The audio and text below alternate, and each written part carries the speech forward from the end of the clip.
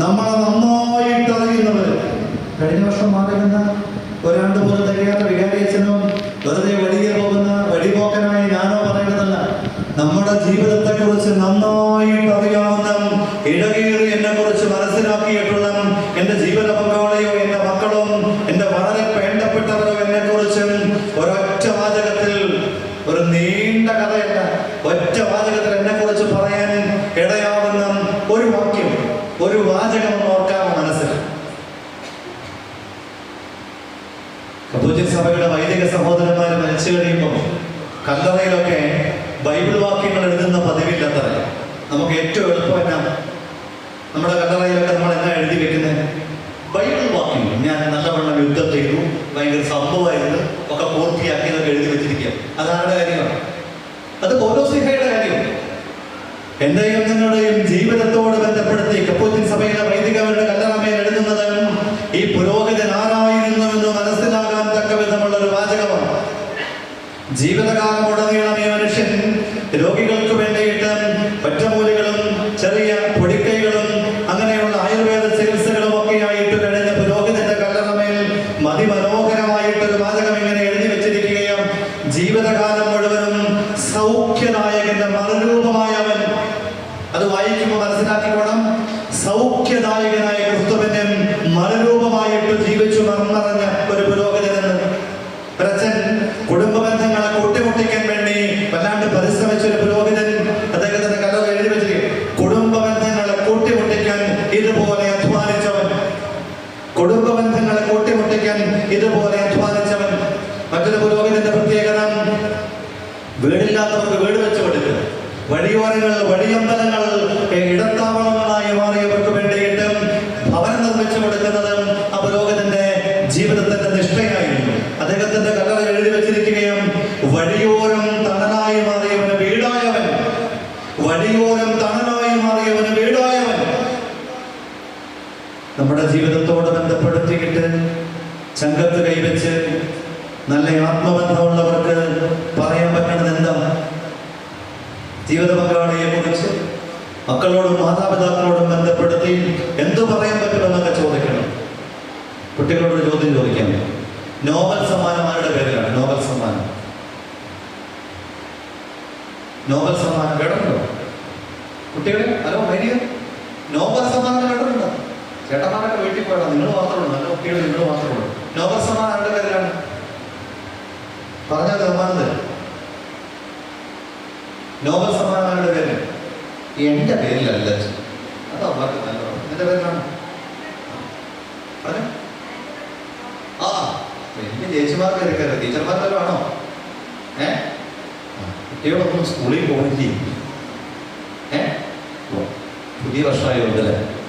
Alfred Nobel എന്ന് പറയുന്ന ഒരു മനുഷ്യന്റെ പേരിലാണ് എന്ത് നോബൽ സമ്മാനം. ഓക്കെ, നന്നായിരിക്കും. എല്ലാവരും നന്നായിട്ട് കൈയടിച്ചേ. പറഞ്ഞയാളെ ദൈവം നന്നായി അനുഗ്രഹിക്കട്ടെ. എന്തുവാണ് ആ മനുഷ്യന്റെ ഏറ്റവും വലിയ കണ്ടുപിടുത്തം? ഇതൊക്കെ എന്താ കണ്ടുപിടിച്ചത്?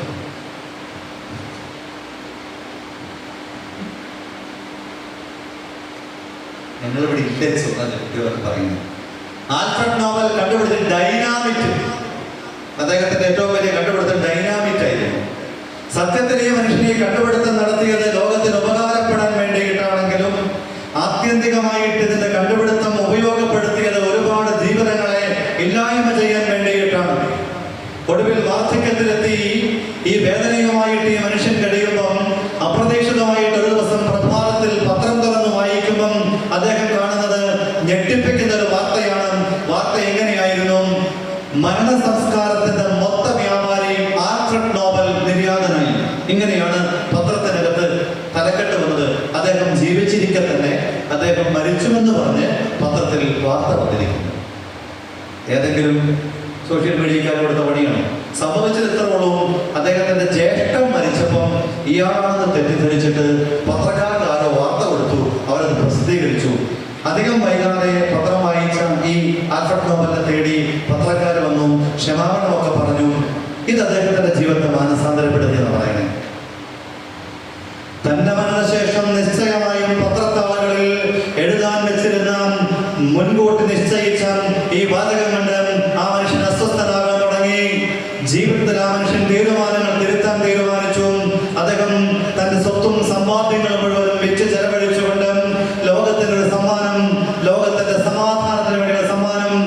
ലോകത്തിന് വേണ്ടി സംഭാവന ചെയ്തു. നോബൽ സമ്മാനം ഒരേ ഒരു നോബൽ സമ്മാനമേ ഉണ്ടായിരുന്നുള്ളൂ. അത് സമാധാന നോബൽ സമ്മാനമായിരുന്നു. പിന്നീട് പലതും ചേർക്കപ്പെട്ടു. അദ്ദേഹത്തിന്റെ പേരിൽ രൂപപ്പെടുത്തപ്പെട്ട ഏറ്റവും വാല്യൂ ഉണ്ട്.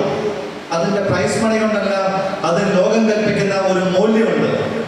പ്രതിഫലത്തിന്റെ പേരിലെല്ലാം നോബൽ സമ്മാനം കിട്ടി എന്ന് പറഞ്ഞാൽ ഒരു വ്യക്തിക്ക് ലോകം കൽപ്പിക്കുന്ന വിലയുടെ പേരിൽ ഏറ്റവും വിലയുള്ളത് സമ്മാനം, നോബൽ സമ്മാനം അദ്ദേഹത്തിന്റെ പേരിലാണ്.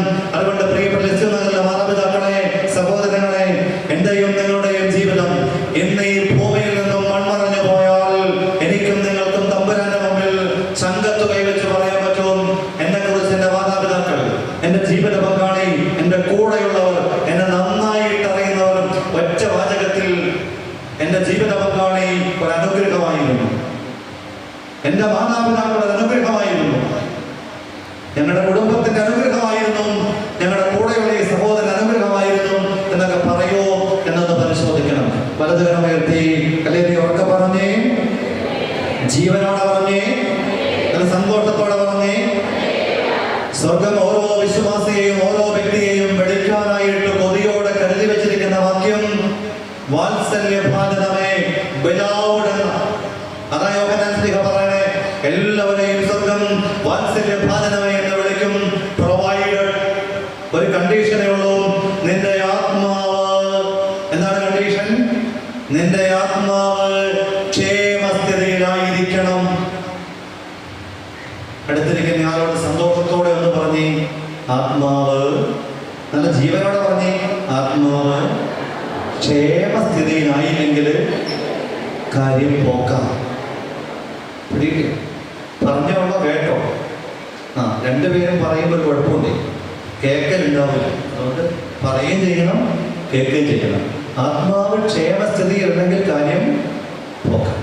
ഇനി ബൈബിളിലൂടെ നമ്മൾ കടന്നു പോകുമ്പോൾ ഐശ്വര്യം എന്ന് പറഞ്ഞാൽ വിശുദ്ധ ബൈബിള് പറയണം, സമ്പത്തുള്ളവരും ആടുമാടുകളുള്ളവരും ഈ ലോകത്തിന്റെ കണ്ണിലും കാഴ്ചപ്പാടിലും സമൃദ്ധി എന്ന് വിളിക്കുന്ന ഒരുപാട് മാനങ്ങളുള്ളവരുമാണ് ഈ ലോകത്തിൽ പഴയ നിയമത്തിന്റെ കാഴ്ചപ്പാടിൽ അനുഗ്രഹമുള്ളവരും ഐശ്വര്യമുള്ളവരും. നമ്മുടെ കാഴ്ചപ്പാടും വ്യത്യാസമൊന്നുമില്ല അല്ലെ? ഒരു പാവപ്പെട്ട മനുഷ്യനെ കണ്ടാൽ നമ്മൾ എന്ത് പറയും? ഐശ്വര്യമുള്ളതെന്ന് പറയും. നമ്മൾ പറയും ഒരു ഗതി കിട്ടാത്ത, നല്ല വീടുമില്ല, കാറും ഇല്ല, സൗകര്യം ഒന്നുമില്ല. സമ്പന്നനായ ഒരു മനുഷ്യനെ കാണാൻ നമ്മളെന്താ പറയും? എല്ലാം. പഴയ നിയമത്തിലെ സമ്പത്തിനെ കുറിച്ചുള്ള കാഴ്ചപ്പാട് പതുക്കെ പതുക്കെ പുതിയ നിയമത്തിന്റെ അടുത്തേക്ക് വരുമ്പം പഴയ നിയമത്തിലെ വലിയ പ്രവാചകന്മാരെന്ന് പറയുന്ന യെശയ്യാ, ജെറമിയ, എസെക്കിയേൽ എന്നൊക്കെ പറയുന്ന പഴയ നിയമത്തിലെ വലിയ പ്രവാചക ഗ്രന്ഥങ്ങൾ കഴിഞ്ഞ് ചെറിയ പ്രവാചക ഗ്രന്ഥങ്ങളിലേക്ക് കടന്നു വരുമ്പം ദാനിയേൽ, ഹബക്കൂക്ക്, സഖറിയ, മലാക്കി എന്നൊക്കെ പറയുന്ന പുതിയ നിയമത്തിന്റെ കാഴ്ചപ്പാടുകളോട് ഏറെ അടുത്തു പോകുന്ന അത്തരം പ്രവാചക ഗ്രന്ഥങ്ങളോട് ബന്ധപ്പെട്ട് കടന്നു വരുമ്പം അവിടെ വചനം വളരെ വ്യക്തതയോടുകൂടെ ഇട്ട് പറയുന്ന ശ്രദ്ധേയമായ ഒരു കാര്യമുണ്ട്. ഐശ്വര്യമുണ്ടാകാനായിട്ട് ഒരു വ്യക്തിയുടെ ജീവിതത്തിൽ കാരണമായി മാറുന്ന ഘടകം സിമ്പിളായിട്ട് പറഞ്ഞാൽ ഈ ചുറ്റുപാടുമുള്ള വീടോ കാറോ സൗകര്യങ്ങളോ ഒന്നുമല്ല. അതല്ല പുതിയ നിയമത്തിലെ ഐശ്വര്യത്തിന്റെ ആധാരം, അതല്ല പുതിയ നിയമത്തിന്റെ സമ്പത്തിന്റെ മാനദണ്ഡം എന്ന് പഠിപ്പിക്കാൻ വേണ്ടി ഹബക്കൂക്ക് പ്രവചനത്തിൽ വചനം പറയാണ്. പ്രവാചകൻ 3-ാം അധ്യായം 17-ഉം 18-ഉം വചനത്തിൽ പറയും, അത്തിമരം പൂക്കുന്നില്ലെങ്കിലും മുന്തിരിച്ചെടിയിൽ ഫലങ്ങൾ ഉണ്ടാകുന്നില്ലെങ്കിലും ഒലിവ് മരത്തിൽ കായ്കൾ ഇല്ലാതായാലും വയലുകളിൽ ധാന്യം വിളയുന്നില്ലെങ്കിലും ആട്ടിൻപറ്റം പാലയിൽ അറ്റുപോയാലും കന്നുകാലികൾ തൊഴുത്തിലില്ലാതായാലും ഞാൻ എന്റെ രക്ഷകനായ ദൈവത്തിൽ ആനന്ദിക്കും. പുതിയ നിയമത്തിലേക്ക് ഒരു വിശ്വാസിയുടെ ജീവിതം ഇങ്ങനെ ചേർത്ത് കൊണ്ടുപോകാൻ വേണ്ടി ചെറിയ പ്രവാചകത്തിൽ ഹബക്കൂക്ക് പ്രവാചകൻ പറയാണ്, അത്തിമരം പൂക്കുന്നില്ലെങ്കിലും എന്റെ തൊഴുത്തിൽ കന്നുകാലികൾ ഇല്ലാതായാലും എന്റെ ആലയിൽ ജീവജാലങ്ങളൊക്കെ ചത്തുപോയാലും എന്റെ ജീവിതത്തിൽ ഐശ്വര്യമെന്ന് അത്രത്തോളം വന്നോളം ലോകം കരുതിയത് മുഴുവനും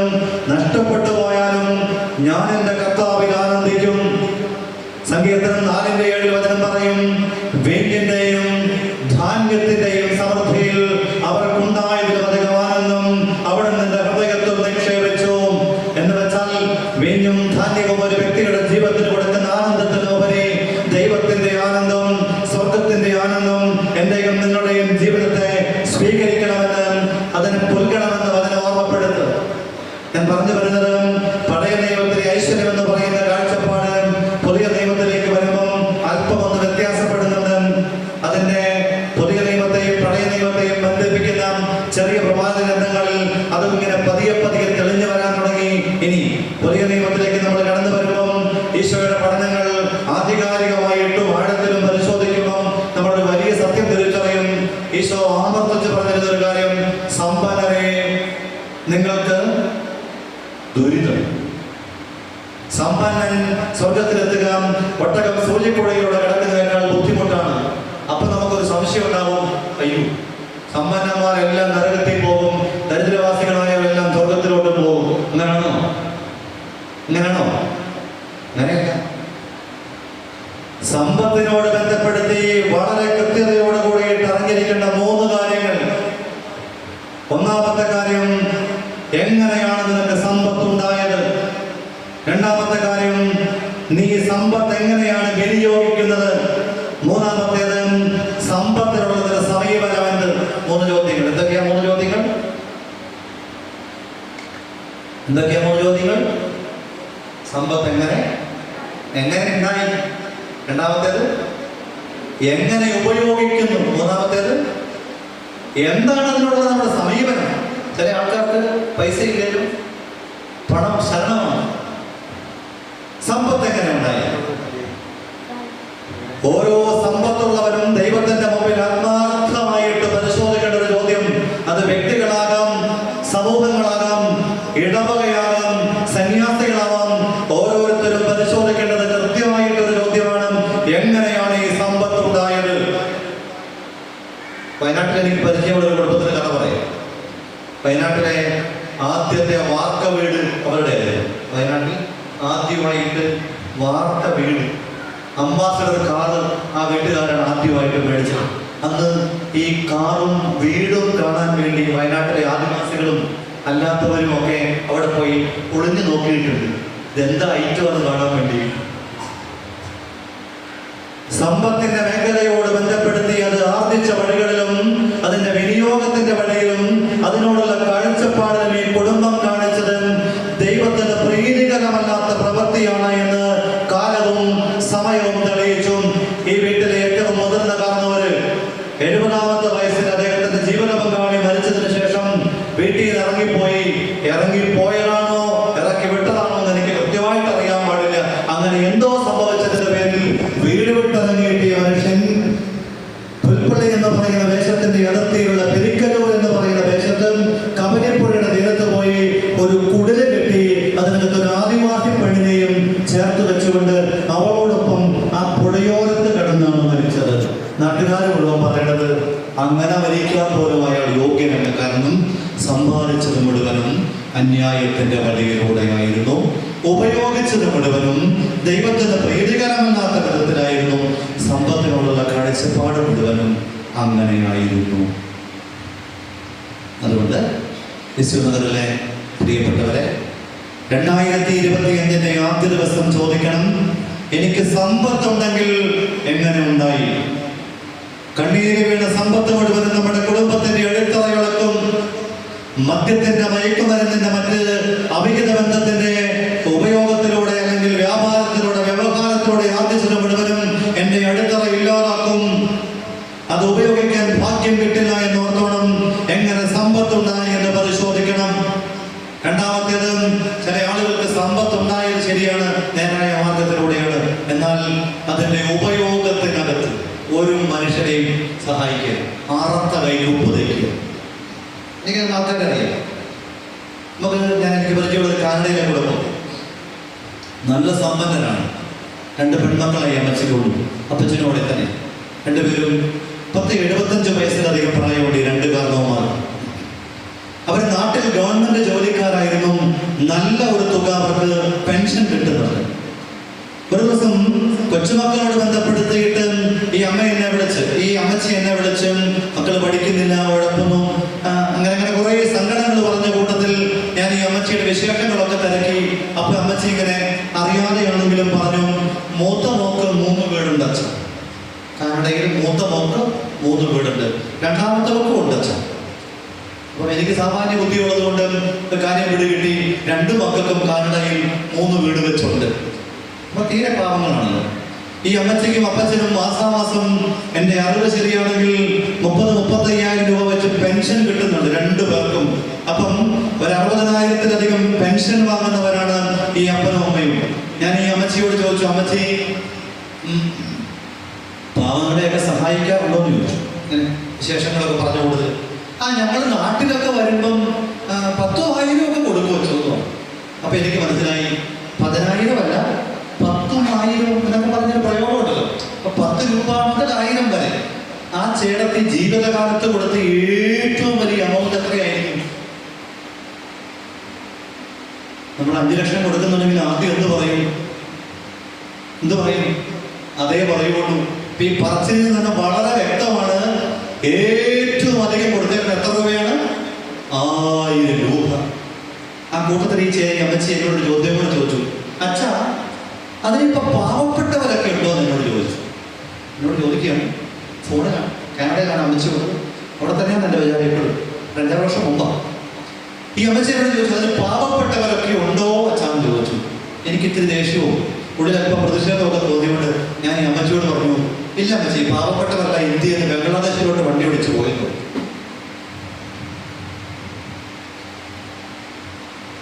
ജീവിതകാലത്ത് ഇങ്ങനെ സമ്പാദിച്ചത് മുഴുവനും എനിക്ക് വേണ്ടി എന്ന് കരുതി വെച്ചുകൊണ്ട് ജീവിക്കുന്നവർ, ഓരോ മനുഷ്യന് പോലും കൊടുക്കുക. ചില സാമൂഹ്യ പ്രവർത്തകരൊക്കെ ഇങ്ങനെ നടപ്പുണ്ട്. എനിക്കൊരു സാമൂഹ്യ പ്രവർത്തകൻ അറിയാം. അദ്ദേഹം എന്നോട് ഇങ്ങനെ വലിയ ഗീർവാണം അടിച്ചുകൊണ്ട് പറഞ്ഞു, അച്ഛാ ഞാൻ 100 പേർക്ക് ഹാർട്ട് സർജറിക്കുള്ള സഹായം ചെയ്തു കൊടുത്തു. മാറിയെന്നപ്പം മോനോട് പറഞ്ഞു, പപ്പ അതിനകത്ത് 10 പൈസ കൊടുക്കില്ലച്ചോ, നാട്ടുകാരുടെ അടുത്ത് മേടിച്ചു കൊടുത്തു. ഒരു വലിയ ഭാഗ്യം അയാൾക്ക് കിട്ടി. 99 പേരെ പുറമേ ഉള്ളവർ 3ാമത്തെ ആൾ ഇയാളായിരുന്നു ഹാർട്ട് ഓപ്പറേഷൻ. കാരണം ഇയാൾക്ക് ഹാർട്ട് അറ്റാക്ക് വന്നു. ആ സെഞ്ചുറി അടിക്കാനുള്ള ഭാഗ്യം ഇയാൾക്ക് കിട്ടി. ഞാനത് പറഞ്ഞതെന്നറിയാമോ? സമ്പത്തിന്റെ വിനിയോഗത്തോട് ബന്ധപ്പെടുത്തി എവിടെയെങ്കിലും ഒരു പരിക്കുണ്ടെങ്കിൽ സമ്പത്ത് നമുക്ക് അനുഗ്രഹമായി മാറില്ല. 3ാമത്തേത് സമ്പത്തിനുള്ള കാഴ്ചപ്പാട്. ചില ആളുകൾക്ക് പണം ഉണ്ടേലും പണമേ ശരണം. സംസാരിക്കുമ്പോഴും അവരോട് ഇടപെട്ട് എന്തെങ്കിലും പറയുമ്പോഴും എന്നും ഞാൻ ഓർത്തിരിക്കുന്ന ഒരു കാര്യം, ഒരു വലിയ സമ്പന്നനായ ഒരു കുടുംബം, സർവ്വമൊന്നും ഞാൻ പറയണില്ല, അവർക്ക് വലിയൊരു ബേക്കറി പ്രസ്ഥാനമുണ്ട് പ്രദേശത്ത്. ആ കുടുംബത്തിൽ ഞാൻ ആ കടയിൽ എപ്പോഴെങ്കിലും ഒക്കെ സാധനം മേടിക്കാൻ വേണ്ടി ചിലപ്പോൾ വീട്ടുകാരത്ത് കടയിൽ ഇരിക്കുകയാണെങ്കിൽ ആദ്യമൊക്കെ എനിക്ക് അറിയാണ്ട് ചേച്ചി എന്നെ അറിയും, ഞാൻ ആ ചേച്ചിയെയും അറിയും. ഭർത്താവ് മരിച്ചുപോയി, മകനും മരുമക്കളും കൂടിയാണ് പ്രസ്ഥാനങ്ങളൊക്കെ നടത്തിക്കൊണ്ട് പോകുന്നത്. ഈ അമ്മച്ചിയോട് ഞാൻ ചോദിക്കുന്ന ഒരു ചോദ്യം, ആദ്യം ചോദിച്ചൊരു ചോദ്യം, എങ്ങനെ പോകുന്നു അമ്മച്ചി ഈ പ്രസ്ഥാനം എന്ന് ചോദിച്ചാൽ അമ്മച്ചി പറയും, എൻ്റെ അച്ഛാ എന്നാ പറയാന്ന അച്ഛാ, ഉന്തി വൃത്തിയൊക്കെ ഇങ്ങനെ കൊണ്ടോളും, അറ്റപ്പറ്റിയൊക്കെ കടന്നുകൂടി പോകുന്നു. അതിന്റെ പിന്നാമ്പറ പറയുന്ന പണിക്കാരനോട് പറഞ്ഞ, അച്ഛാ ഇട്ടുകൂടാനായിട്ട് സമ്പത്തുണ്ടെന്ന് മാത്രമല്ല ഇപ്പോഴും ധാരാളം സമ്പത്തും സമൃദ്ധിയും ഉണ്ട്. ഈ അമ്മച്ചിയുടെ വായിൽ ജീവിതത്തിൽ ഒരിക്കലും നല്ലതാണെന്ന് കേൾക്കുക അച്ഛാ. പുള്ളിക്കാരത്തി അങ്ങനെ പറയുള്ളൂ. ആ ദേശത്തെ വികാരിയത്തിൽ ഒരിക്കൽ എന്നോട് പറഞ്ഞു, ഞാൻ ആ കടയിൽ മാത്രം ഒരു സാധനം മേടിച്ചാൽ 21 രൂപ 50 പൈസയാണെങ്കിലും 50 പൈസ ഞാൻ പോക്കറ്റിൽ ഇട്ടുകൊണ്ടേ പോകുള്ളൂ. കാരണം ആ ചേട്ടത്തി അതുകൊണ്ടെങ്കിലും തൃപ്തയായിക്കോട്ടെ എന്ന് വിചാരിച്ചിട്ടാ. ഇന്ന് വരെയും ആ ചേച്ചി ഈ കടയിൽ കച്ചവടം ഉണ്ടെന്നോ ഇത് നന്നായിട്ട് പോകുമെന്നോ സാമ്പത്തികമായി മെച്ചമാണെന്നോ പറഞ്ഞു കേട്ടവരായിട്ട് എൻ്റെ അറിവിൽ ആരുമില്ല. സമ്പത്തൊരുവന്റെ ജീവിതത്തിന് അനുഗ്രഹമായി മാറണമെങ്കിൽ എങ്ങനെ സമ്പാദിച്ചുവെന്ന് പരിശോധിക്കണം, എങ്ങനെ വിനിയോഗിക്കുന്നുവെന്ന് കണ്ടുപിടിക്കണം, എന്താണ് അതിനുള്ള സമീപനമെന്ന് മനസ്സിലാക്കണം. ഇത് മൂന്നും ചോദിച്ചിട്ട് സമ്പത്തിനോട് ബന്ധപ്പെട്ട് ജീവിച്ചാൽ ഒന്നും പേടിക്കേണ്ട പ്രിയപ്പെട്ടവരെ. നീ എന്തുമാത്രം സമ്പന്നനാണെങ്കിലും നിനക്ക് എന്തുമാത്രം സമ്പത്തുണ്ടായെങ്കിലും അന്യായത്തിന്റെ വഴിയിൽ അല്ലെങ്കിൽ കണ്ണീര് വീണിട്ടില്ലെങ്കിൽ മദ്യത്തിന്റെ മയക്കുമരുന്നിന്റെ ഏതെങ്കിലും തട്ടിപ്പിന്റെ വെട്ടിപ്പിന്റെ വഴിയിലൂടെയല്ല സമ്പാദിച്ചത് എങ്കിൽ ഒന്നുകൊണ്ടും ഭയപ്പെടേണ്ടതില്ല. സമ്പത്ത് നിനക്ക് അനുഗ്രഹമായി മാറും, ഇല്ലെങ്കിൽ സമ്പത്ത് നിനക്ക് ദുരന്തമായിട്ട് തരും. അങ്ങനെ മരിച്ച ആളുകളെ ഞാൻ കണ്ടിട്ടുണ്ട്. പലതരം ഉയർത്തി അല്ലെങ്കിൽ ഉറക്കെ പറഞ്ഞേ, നല്ല ജീവനോടെ പറഞ്ഞേ, നല്ല അഭിഷേകത്തോടെ പറഞ്ഞേ. അതുകൊണ്ട് സമ്പത്തുണ്ട് എന്നതുകൊണ്ട് പേടിക്കേണ്ട. സമ്പത്തിനെ സമീപിക്കുന്നതും സമ്പത്തിനെ കൈകാര്യം ചെയ്യുന്നതും സമ്പത്തിനോട് ബന്ധപ്പെട്ട ജീവിതത്തിന്റെ നിലപാടുകളും പരിശോധിച്ചാൽ മതി. ഇനി ആരോഗ്യത്തോട് ബന്ധപ്പെടുത്തിയിട്ട് മലയാളിക്ക് ആരോഗ്യമുണ്ടോ? നോക്കിക്കേ, ആരോഗ്യമുണ്ടോ നോക്കിക്കേ. 6 പാക്കും 7 പാക്കും കൊണ്ടൊന്നും കാര്യമില്ലട്ടോ. 16 വയസ്സുകാർ വരെ ഹാർട്ട് അറ്റാക്ക് കൊണ്ട് മരിക്കുകയാണെന്ന് പറഞ്ഞു. കോവിഡാനന്തരം നമ്മുടെ ആരോഗ്യ മേഖല നമ്മളെ സങ്കടകരമായ ഒരു വഴിയിലൂടെ കടത്തിക്കൊണ്ടു പോകാം. ഏത് കുഗ്രാമത്തിൽ പോലും ഇപ്പോഴുള്ള 2 കാര്യങ്ങൾ. ഒന്നൊരു ചെറിയ ലാബ് കാണും, ലാബ്. മുക്കിലും മൂലയിലും ലാബുകൾ തുടങ്ങിയിരിക്കുകയാണ്. കാരണം എന്താണ്? എല്ലാവരും പരിശോധനകളുമായി ഇറങ്ങിയിരിക്കുകയാണ്. സകല സാധനവും പരിശോധിക്കുക അല്ലേ? അപ്പം എല്ലാ ആളുകൾക്കും കുറവുള്ള സാധനമാണ് വൈറ്റമിൻ ഡി. വൈറ്റമിൻ ഡി ഇല്ല. പരിശോധനയുടെ ഫീസ് 800 രൂപ. ചുമ്മാ ഒരു ക്ലിനിക്ക്, ഒരു ലാബുകാരോട് ഞാൻ ചോദിച്ചു, അച്ഛാ 100-300 രൂപയ്ക്ക് ചെയ്യാവുന്നതായിരുന്നു, ഡിമാൻഡ് കൂടിയപ്പോൾ 700 ആക്കില്ല. ഇരിക്കട്ടെ, ചുമ്മാ പോകുന്നവർ മുഴുവനും സകല പരിശോധനകളുമായി നടക്കുക. 40 ലക്ഷം ആളുകൾക്ക് ഇവിടെ ഈ ജീവിതശൈലി രോഗത്തിന്റെ അടിമകളാണെന്ന് പറയാം. 40 ലക്ഷം ആളുകൾ, 3.5 കോടി ആളുള്ള ഈ കേരളത്തിൽ ഒരു 40 ലക്ഷം ആളുകൾക്ക് ജീവിതശൈലി രോഗങ്ങളുണ്ട്. അത് ഏതൊക്കെ ജീവിതശൈലി രോഗങ്ങൾ? അത് PSC ആണ്, പ്രഷർ, ഷുഗർ, കൊളസ്ട്രോൾ. ഇത് 3ഉള്ള ആളുകളാണ് ഏതാണ്ട് 40 ലക്ഷം ആളുകൾ. ഒന്ന് വന്നാൽ ഒന്നതിൻ്റെ കൂടെ വരും. മനോരമ പത്രത്തിൽ ഒരു കൊല്ലം മുമ്പ് ഒരു പരസ്യമാണ്. ഫ്രണ്ട് പേജ് നോക്കണം, മലയാളിയെ പറ്റിക്കാൻ വേണ്ടി ചെയ്യുന്ന സൂത്രം. ഫ്രണ്ട് പേജിൽ ഒരു പരസ്യം, ഡയബറ്റിക് രോഗികൾക്ക് ഒരു സന്തോഷ വാർത്ത. അതാണ് അതിൻ്റെ ഹെഡിങ്, എൻ്റെ ഓർമ്മ ശരിയാണെങ്കിൽ. എന്നിട്ട് ഒരു പേസ്റ്റിന്റെ പരസ്യം. ആ പേസ്റ്റ് ഉപയോഗിച്ച് പല്ല് തേച്ചാൽ എന്ത് മാറും? പ്രമേഹ രോഗം മാറണം. നിങ്ങൾ മേടിക്കും, മേടിക്കും, മേടിക്കുമല്ലോ. വേഗം സമയം അപ്പാടേക്ക് സമയം. ആൾക്കാർ പല്ല് തേക്കുന്ന പേസ്റ്റ് കൊണ്ട് പ്രമേഹം മാറുമോ? മാറുകയെന്നൊക്കെ നമുക്ക് എല്ലാവർക്കും അറിഞ്ഞാലും അതിനെക്കുറിച്ച് ഞാനൊരു അന്വേഷണം നടത്തിയപ്പം ഈ മേഖലയിൽ വർക്ക് ചെയ്യുന്ന ഒരാളെന്ന് പറഞ്ഞാൽ 1 കോടി രൂപ ഉണ്ട്. മനോരമ പത്രത്തിന്റെ ഫ്രണ്ട് പേജിൽ എല്ലാ എഡിഷനകത്തും ഇതുപോലൊരു പരസ്യം ഉണ്ടെങ്കിൽ എത്ര വേണം? 1 crore, 1 കോടി രൂപ കൊടുത്തിട്ട് പരസ്യമാണ് മനോരമയിൽ. എന്തിന്റെ പേര്? എന്തിന്റെ പരസ്യം? പേസ്റ്റിന്റെ പരസ്യം. പേസ്റ്റിന്റെ പരസ്യം, 1 കോടി രൂപയുടെ പരസ്യം. എന്നിട്ട് അവർ പറഞ്ഞൊരു കാര്യം, 40 രൂപയുടെ വിലയുണ്ട് ഈ പേസ്റ്റിന്. 10 രൂപ ആർപ്പാടെ മുടക്കുള്ളൂ, 30 രൂപയെങ്കിലും ലാഭം കിട്ടും. ഒരു 30 ലക്ഷം ആളുകളെങ്കിലും പോട്ടെ, ഒരു 10-20 ലക്ഷം ആളുകളെങ്കിലും ഏതെങ്കിലും സൂപ്പർ മാർക്കറ്റിനോട് ചെല്ലുമ്പോൾ ഈ പരസ്യം ഓർത്തിട്ട് ഒരിക്കലെങ്കിലും ഈ പേസ്റ്റ് മേടിക്കും. അതോടുകൂടെ കമ്പനി രക്ഷപ്പെടും. എന്തൊരു തന്ത്രമാണ് നോക്കി. മലയാളിയെ പറ്റിക്കാൻ വളരെ എളുപ്പം അല്ലേ? ഇത്രമാത്രം ഓൺലൈൻ തട്ടിപ്പുകൾ നടന്നിട്ടും നാളെയും ആരെങ്കിലും ഓൺലൈനിലൂടെ നിങ്ങളെ സമീപിച്ചിട്ടും ഇന്ന് 2025 ജനുവരി മാസം 1-ാം തീയതി നിങ്ങൾ എനിക്ക് 5 ലക്ഷം രൂപ തരിക, ഡിസംബർ മാസം 10-ാം തീയതി ആകുമ്പോൾ 2020 ഡിസംബർ 10-ന് ഞാൻ ഇരട്ടിയായിട്ട് തിരിച്ചു തരും എന്ന് പറഞ്ഞാൽ ആര് പറയാണ്ട് അവിടെ കൊണ്ടായി നിക്ഷേപിക്കാൻ മലയാളിക്ക് മാത്രമേ കഴിയുള്ളൂ. ലോകത്തിൽ നമ്മളെ പോലെ ബുദ്ധിയില്ലാത്തവര് ഇതുവരെ ജനിച്ചിട്ടില്ല, കൊണ്ട് ജനിക്കുകയും. ഞാൻ പറഞ്ഞു വരുന്ന കാര്യം, ആരോഗ്യ മേഖലയോട് ബന്ധപ്പെടുത്തി നമ്മൾ കടന്നു പോകുന്നതും ഏറെ സങ്കടകരമായ ഒരവസ്ഥയിലൂടെയാണെന്ന് ഓർമ്മിക്കണം. ഇന്ന് ലോകത്തിൽ ആരോഗ്യം ഇതുപോലെ മോശമുള്ള ദേശമെന്ന് ഓർത്തും എല്ലാ ചെറു ഗ്രാമങ്ങളിൽ പോലും ഒരു ക്ലിനിക് ഉണ്ട്. എൻ്റെ വീട് തൃശ്ശൂരാണ്. അവിടെ പോകുന്ന വഴിക്ക് എൻ്റെ പ്രിയപ്പെട്ട സഹോദരങ്ങളെ ഓരോ 2 അല്ലെങ്കിൽ 5 കിലോമീറ്ററിനുള്ളിൽ ഒരു ക്ലിനിക് ഉണ്ട്, ഒരു ലാബുണ്ട്. എന്ന് വെച്ചാൽ അപകടകരമായ ഒരു ശൈലിയിലേക്ക് നമ്മൾ മാറുകയാണ്. കുട്ടികൾ കേട്ടിട്ടുണ്ട് സന്തോഷ് ജോർജ് കുളങ്ങരയെ കുറിച്ച്. സന്തോഷ് ജോർജ് കുളങ്ങര ആരായാലും കേട്ടിട്ടുണ്ട്. സഞ്ചാരം, സഫാരി എന്നൊക്കെ പറയുന്നത് ഒരു ചാനലുണ്ട്. സഫാരി എന്ന് പറഞ്ഞ ചാനലുണ്ട്. സഞ്ചാരം എന്ന് പറഞ്ഞൊരു പ്രോഗ്രാമുണ്ട്.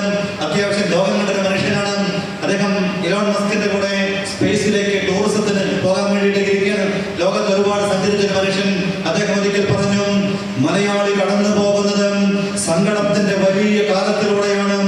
അവന്റെ ശരീരത്തിന്റെ ഇച്ഛകൾ അവനെ അപകടപ്പെടുത്തിക്കൊണ്ടിരിക്കുന്നു.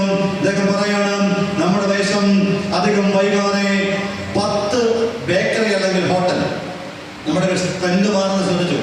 ബേക്കറി ഹോട്ടലുകൾ ഇങ്ങനെ കൂടിക്കൊണ്ടിരിക്കുക. ബേക്കറി ഹോട്ടൽ ഒരെണ്ണം തുടങ്ങുന്നു, അടുത്തത് പൂട്ടുന്നു, അവിടെ തുടങ്ങുന്നു, ഇവിടെ പൂട്ടും. ഇങ്ങനെ ബേക്കറിയും ഹോട്ടലും 5-8 10 അടുത്ത് വരും. അതിനപ്പുറം ഒരു ഹോസ്പിറ്റൽ. അദ്ദേഹം പറയാണ്, അദ്ദേഹം ഒരു ഇതെല്ലാം കൂടെ വാരി വലിച്ച് തിന്നേച്ച് അവിടെ പോയി അഡ്മിറ്റ് ആവും. നമ്മളെ കുറിച്ചാ പറഞ്ഞേ, സങ്കടകരമായ ഒരു കാലം നമ്മുടെ മുൻപിലുണ്ടെന്ന് ഓർക്കണം. ആരോഗ്യത്തിന്റെ മേഖലയോട് ബന്ധപ്പെടുത്തി വചനം പറയണം. അമരന്റെ വചനം ഓർമ്മപ്പെടുത്തും. സുഭാഷിതങ്ങളുടെ പുസ്തകം 3-ാം അധ്യായം 7-8 വചനം പറയും, ജ്ഞാനി എന്ന് സ്വയം ഭാവിക്കരുത്, കർത്താവിനെ ഭയപ്പെട്ട് തിന്മയിൽ നിന്നും അകന്നു മാറി നിൽക്കുക. അടുത്ത ശരീരത്തിന് ആരോഗ്യവും അസ്ഥികൾക്ക് അനായാസമായ ബലവും നൽകും. അമരന്റെ വചനം പറയാം, നീ വലിയ മിടുക്കനാണെന്നും കഴിവുള്ളവനാണെന്നും ഒന്നും വിചാരിച്ചിട്ട് ഞെളിയണ്ടെന്ന്. അല്ലയോ മലയാളി, അല്ലയോ പ്രിയപ്പെട്ടവരെ, നമ്മുടെ ജീവിതത്തിൽ നമ്മൾ ആരോ ആണെന്നൊക്കെ വിചാരിച്ചു, നമ്മുടെ ആരോഗ്യം മെച്ചമാണെന്നൊക്കെ നമ്മൾ കരുതിയും, നമ്മുടെ സമ്പത്ത് സുരക്ഷിതമാണെന്ന് കരുതിയും, നമ്മുടെ ദേശം ഐശ്വര്യത്തിന്റെ ദേശമാണെന്ന് കരുതി അങ്ങനെ ആയിരുന്നു. മലയാളി നമ്മുടെ നാട് ഗോഡ്സ് ഓൺ കൺട്രി എന്നൊക്കെ പറഞ്ഞിരുന്നു. ദൈവത്തിന്റെ സ്വന്തം നാടായിരുന്നു. പഴയ തലമുറയ്ക്ക് ഓർത്തെടുക്കാൻ പറ്റും. നമ്മുടെ നാടിന്റെ കാലാവസ്ഥ എത്ര ക്രമമുള്ളതായിരുന്നു. ശരീര ചെന്നാണ് ജൂൺ മാസം 1-ാം തീയതി അത്യാവശ്യം മുതൽ 40 വയസ്സിന് പ്രായമുള്ളവർ എന്നോടൊന്ന് പറയാമോ, ജൂൺ മാസം 1-ാം തീയതി മഴ പെയ്യാത്ത ഒരു ഓർമ്മയുണ്ടാകുന്നത്? 1-ാം തീയതി സ്കൂളിൽ പോയാൽ നമ്മൾ നനഞ്ഞിരിക്കും, കുട കൊണ്ടേ പോകാൻ പറ്റുള്ളൂ. കാരണം എന്താ, അത്രയ്ക്ക് കൃത്യമായിരുന്നു. ഇപ്പോഴോ മലയാളിയുടെ മനസ്സ് പോലെ തന്നെയാണ് കാലാവസ്ഥയെന്ന് ഞാൻ പറയും. മലയാളി മനസ്സെങ്ങനെയാണ്? മലയാളി മനസ്സെങ്ങനെയാണ് ഇപ്പൊ പറയാം. മലയാളിയുടെ ദേശീയ വാക്ക് അതാണ് അവന്റെ മനസ്സ്. മലയാളിയുടെ ദേശീയ വാക്ക് ഏതാണ്? പഠിത്തം എങ്ങനെ പോകുന്നു മക്കളെ? ഞാൻ പറഞ്ഞ ഉത്തരം പഠിത്തം എങ്ങനെ പോകുന്നു? പറയാനുള്ള ഉത്തരം വേഗം പറയാൻ. കുടുംബജീവനം എങ്ങനെ പോകുന്നു? വീടുപണിയൊക്കെ എങ്ങനെ പോകുന്നു? അതന്നെ കുഴപ്പമില്ല. ഒരൊറ്റ മനുഷ്യൻ പോലും ഇങ്ങനെ ആത്മസംതൃപ്തിയോട് കൂടെ ഇട്ട് പറയുന്നത് ഞാൻ കേട്ടിട്ടില്ല.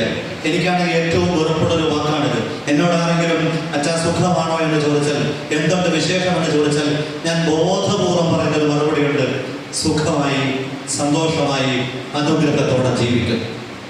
അത് കേൾക്കുമ്പോൾ തന്നെ ഒരു സുഖം. അതിന് പകരം കുഴപ്പമില്ലാണ്ടൊക്കെ പോണ് എന്ന് പറഞ്ഞാലോ, അപ്പൊ തന്നെ സംഗതി കഴിഞ്ഞു പോയി, സംഗതി വലിയതു പോയി. എന്തോ എന്നറിയില്ല, മലയാളിയുടെ മനസ്സിങ്ങനെ എവിടെയോ സംതൃപ്തിയില്ലാത്തൊരു ജീവിതത്തിന്റെ പ്രകടമായ ഒരു പ്രകാശിതമായ വാക്കായിട്ട് ഇതിനെ കൊണ്ടെടുക്കുക. എന്ത് ചോദ്യത്തിനും ഉത്തരം കുഴപ്പമില്ലാണ്ട് കയ്യാലപ്പുറത്തെ തേങ്ങാപ്പരുവത്തിലെ ആളുകളാണ്. പരീക്ഷ കഴിഞ്ഞു വന്ന കുട്ടികൾ കണ്ടുപിടിച്ച വാക്കായിരുന്നു പറഞ്ഞത്.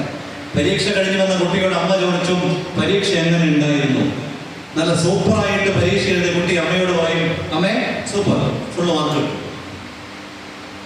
ഉറപ്പായിട്ടും തോക്കുമെന്നുള്ള കുട്ടി അമ്മ ചോദിക്കുമ്പോഴേ കൈകൂപ്പിയിട്ട് പറയും, എൻ്റെ പൊന്നമ്മേ ചോദിച്ച് എന്നെ ഉപദ്രവിക്കരുത്, ഞാൻ സേഫ് പരീക്ഷയ്ക്ക് ഇപ്പൊ തന്നെ, ഇംപ്രൂവ്മെന്റ് പരീക്ഷയ്ക്ക് ഇപ്പൊ തന്നെ പഠിക്കാൻ തുടങ്ങുന്നു, പ്ലീസ് പോയി വരി കയ്യിൽ പോയി.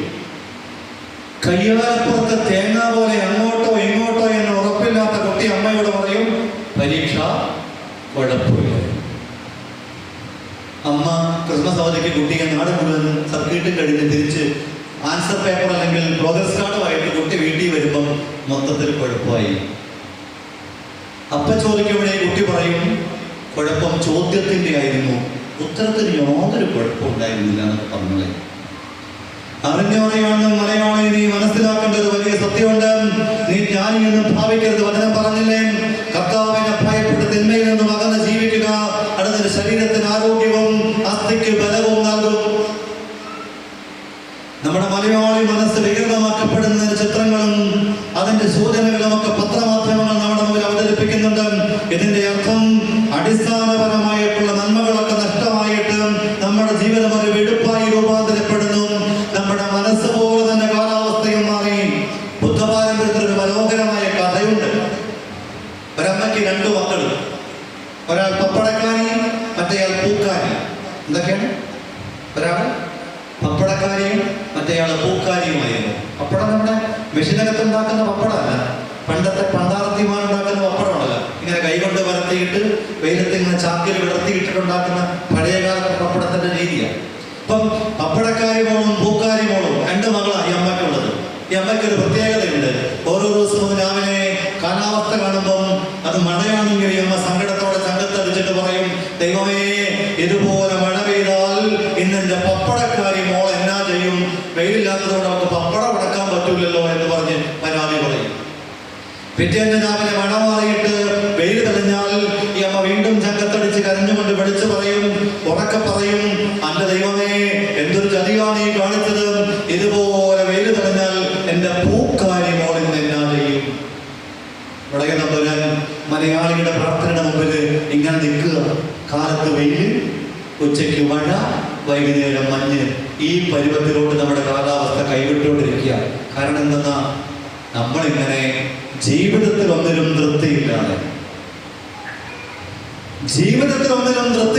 ജീവിക്കുക. ആരോഗ്യത്തോട് ബന്ധപ്പെടുത്തിയും നമുക്ക് തൃപ്തിയില്ലാണ്ടായി മാറി.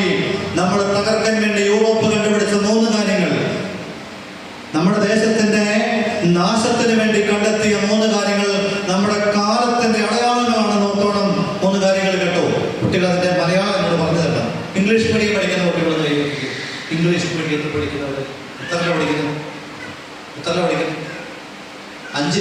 അപ്പോൾ ഉറപ്പായിട്ടും അതിൻ്റെ അർത്ഥം അറിയാൻ പറ്റും. ഓക്കെ, ഇവിടെ ഇംഗ്ലീഷ് മീഡിയം നമ്മളെത്രല്ല പഠിക്കുന്നു? 6. അപ്പോൾ ഉറപ്പായിട്ടും അതിൻ്റെ അർത്ഥം കിട്ടും. Let them eat more than enough. Malayalam പറഞ്ഞാൽ മതി. എല്ലാ വാക്കിന്റെ അർത്ഥം അറിയാം. Let them eat more than enough. ഒന്നിച്ച് പറഞ്ഞു, വേഗം പറഞ്ഞു. എല്ലാവരും പറയും കേട്ടോ, കൈയൊടിഞ്ഞു.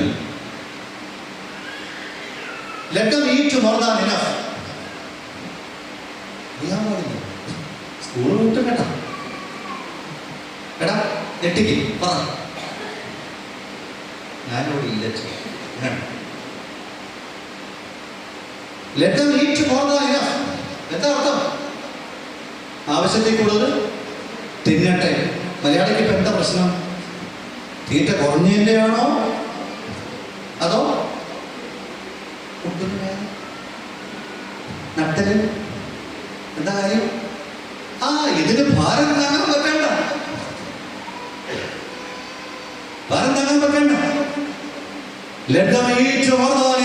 ആവശ്യത്തിൽ കൂടുതൽ തിന്നാൻ പ്രേരിപ്പിക്കുന്ന ഒരു സംസ്കാരം അല്ലേ? കോഴിയുടെ ഒരു ഭാഗ്യം നോക്കണേ. മനുഷ്യന്മാര് മരിച്ചു കഴിയുമ്പം ഒറ്റ ബ്രാൻഡിൽ അറിയപ്പെടുക അല്ലേ? മരിച്ചയാളെ നമ്മൾ എന്താ വിളിക്കുക? മലയാളത്തിൽ എന്ത് വിളിക്കും? ഇംഗ്ലീഷിൽ എന്ത് വിളിക്കും? കോഴി മാത്രം. മനുഷ്യന്മാർ ആര് മരിച്ചാലും പിന്നെ ഒറ്റ പേരിൽ അറിയപ്പെടും. കോഴി ജീവിച്ചിരിക്കുമ്പോൾ ഒരു പേരും, മരിച്ചു കഴിയുമ്പോൾ പല പേരും അറിയപ്പെടും. കോഴി ചത്തു കഴിയുമ്പം പല കടയിലും കയറി പേര്, കോഴിക്ക് ഇടുന്ന പേരൊക്കെ എന്ന് പറഞ്ഞു, മന്തി, കുന്തി, ഇന്തി എന്നൊക്കെ പറഞ്ഞിട്ട് അല്ലേ? അൽഫാം, എന്ത് ലുക്കാ കോഴിക്ക് ഇടുന്നല്ലേ? KFC, chicken 65. കോഴി പോലും സ്വപ്നത്തിൽ ജാത്തിണ്ടാവില്ല. എന്ജാതി പേരുകളൊക്കെ സങ്കല്പിക്കാൻ കഴിയാത്ത വെറൈറ്റി പേരുകളിലൂടെ ഇങ്ങനെ കോഴിയെ മാറ്റിയിട്ടുണ്ട്. നമ്മുടെ പോക്ക് അപകടം. ശരീരത്തിന്റെ ഇച്ഛകൾക്ക് വേണ്ടി മാത്രം ജീവിക്കുന്നവരായി നമ്മൾ മാറുന്നു. അപകടകരമാണ്. നോക്കണം, ആരോഗ്യത്തിന്റെ മേഖലയിൽ നാം ചിന്തിക്കാൻ കഴിയാത്തവരും അപകടകരമായിട്ട് കടന്നു പോകുമ്പം ദൈവത്തിന്റെ വചനം ഓർമ്മപ്പെടുത്തും, ശരീരത്തിന്റെ കഴിവിലോ ശരീരത്തിന്റെ പുഷ്ടിയിലോ നിനക്കൊന്നും ആവില്ലെന്ന്. ഒന്നും നിന്നെ കൊണ്ടാവില്ല. രണ്ടാമത്തെ ഒരു സാഹിബിന്റെ കണ്ടെത്തല്, മലയാളിക്ക് കിട്ടുന്ന പണി, മലയാളി എത്തുന്ന ദുരന്തം. ഒരു പണിയില്ലാത്തവനും വിശ്രമ ജീവിതമാണ്. 2 ഗർഭിണികൾ അങ്ങനെയായിരുന്നു പറയുന്നത്. അങ്ങോട്ട് നടന്നു പോയ പെണ്ണ് ഗർഭിണിയാണ് എന്നറിയുമ്പം ഇങ്ങോട്ട് മടങ്ങി വരുന്നത്. സുരേഷ് ബാബു എന്ന് പറഞ്ഞ ഒരു പ്രാസംഗികൻ പറയുന്നത്, ഈ തമിഴ്നാട്ടിൽ നിന്ന് ഈ വൈക്കോൽ ലോറി വരുന്ന പോലെയാ പിന്നെ പെൺകൊച്ച് മടങ്ങി വരിക എന്നാ പറയുന്നത്. വൈക്കോൽ ലോറി വരുന്നത് ഇങ്ങനെ വരുന്നത്, നടക്കു പോലും ഇല്ല പറഞ്ഞ ഗർഭിണിയാണെന്ന് അറിയുന്ന പെൺകുട്ടി. പിന്നെ കാരണം അങ്ങനെ നമ്മളൊരു തെറ്റായ ധാരണയിലേക്ക്, റെസ്റ്റ് ശൈലിയിലേക്ക് മാറുകയാണ്. മൂന്നാമത്തേത്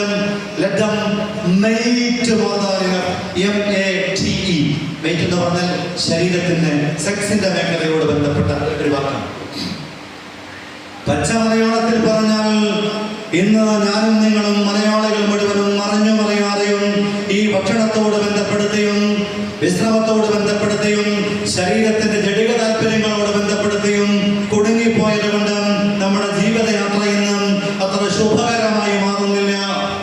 പത്രവാർത്തകളും മാധ്യമം നമുക്ക് നൽകുന്ന അറിവുകളും വായിക്കുമ്പം അറിഞ്ഞു അറിയാണ്ടും എവിടെയൊക്കെയോ നമ്മുടെ ജീവിതം ഇങ്ങനെ വഴിമാറി പോവുകയാണ്, അപകടകരമായി നീങ്ങുകയാണ്. അതുകൊണ്ട് തമ്പുരാന്റെ വചനം പറയും, പ്രഭാഷകന്റെ പുസ്തകം 30-ാം അധ്യായം 14 മുതൽ 16 ഓർമ്മപ്പെടുത്തും. കഠിനമായ ശരീരവേദന അനുഭവിക്കുന്ന ധനികനേക്കാൾ ആരോഗ്യതയുടെ ഗാത്രമായ ദരിദ്രനാണ് ഭാഗ്യവാൻ. ആരോഗ്യം സ്വർണത്തെക്കാൾ ശ്രേഷ്ഠമാണ്.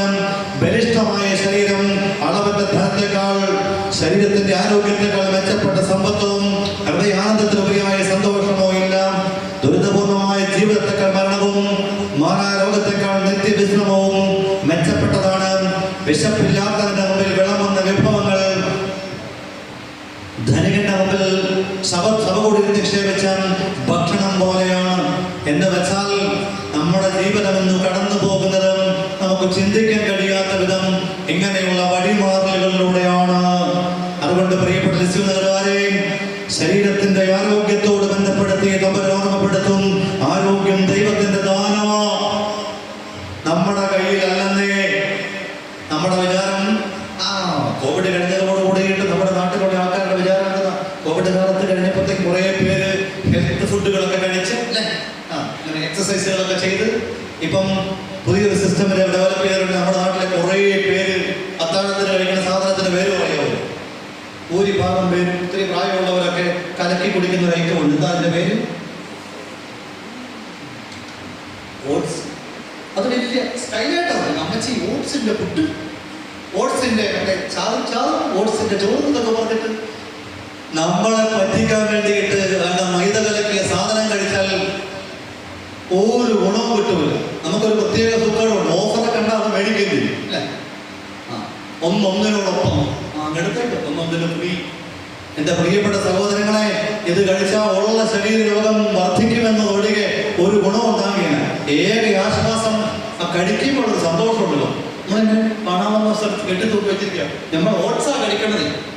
ഓട്സ് വെറുതെ നമ്മുടെ പഴയ കഞ്ഞിയും പേരും കഴിച്ചാൽ കുറച്ചു കാലം കൂടെ ജീവിക്കും.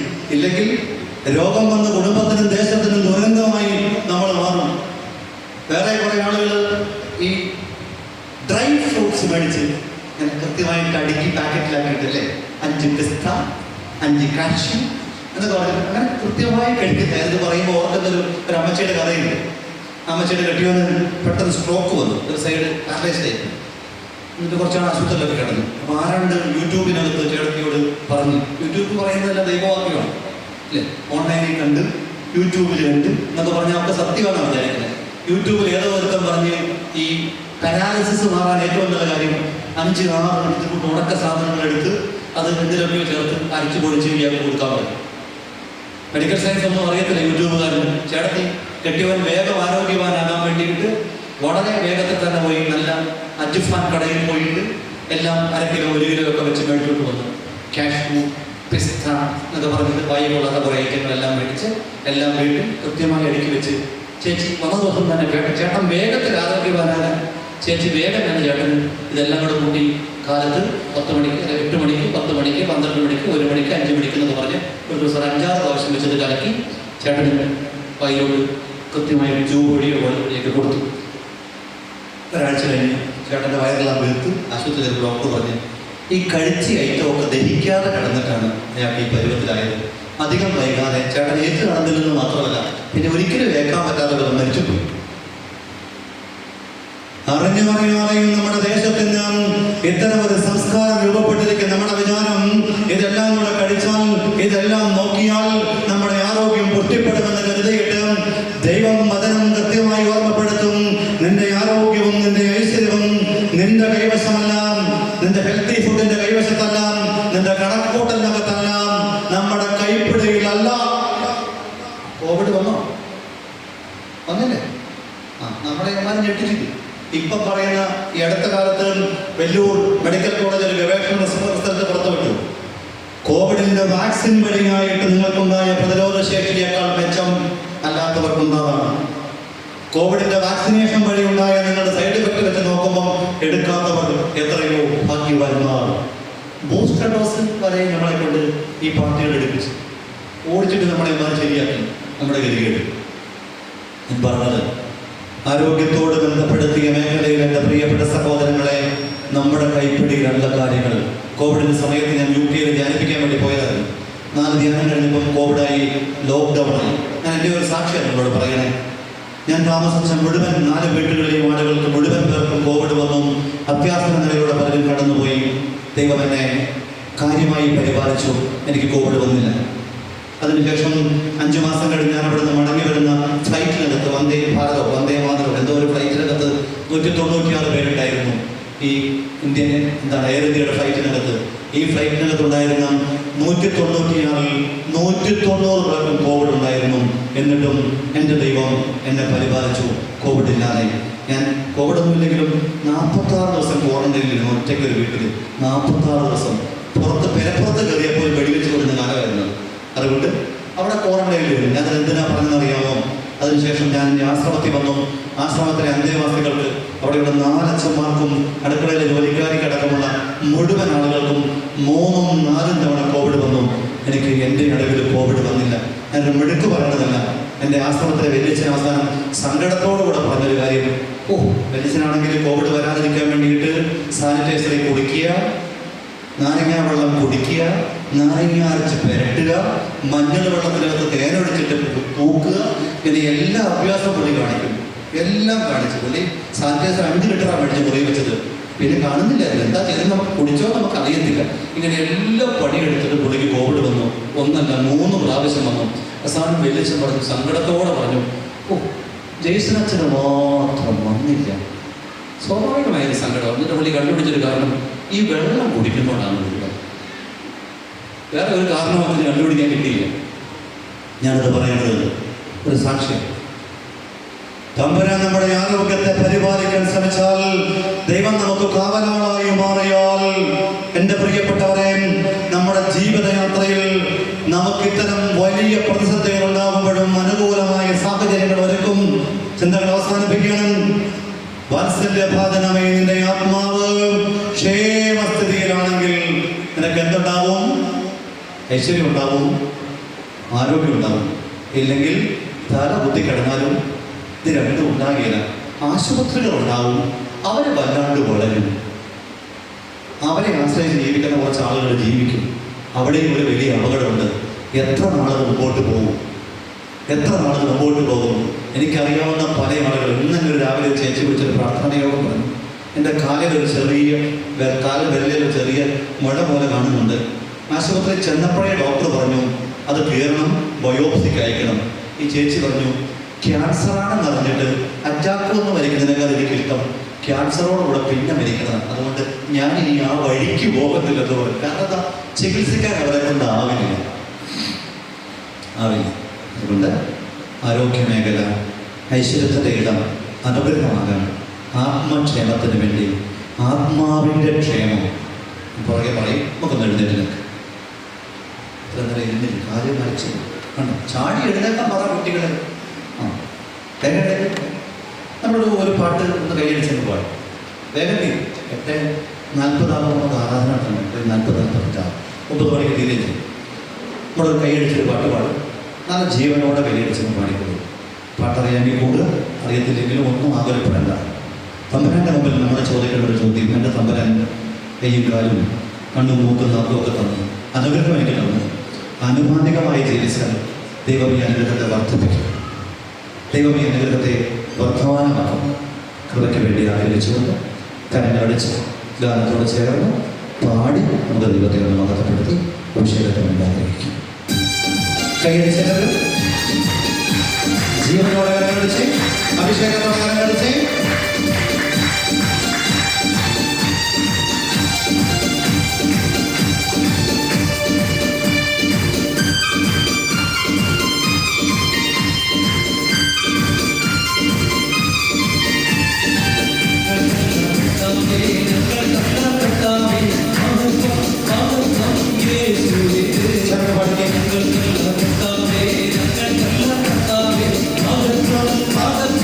Yes,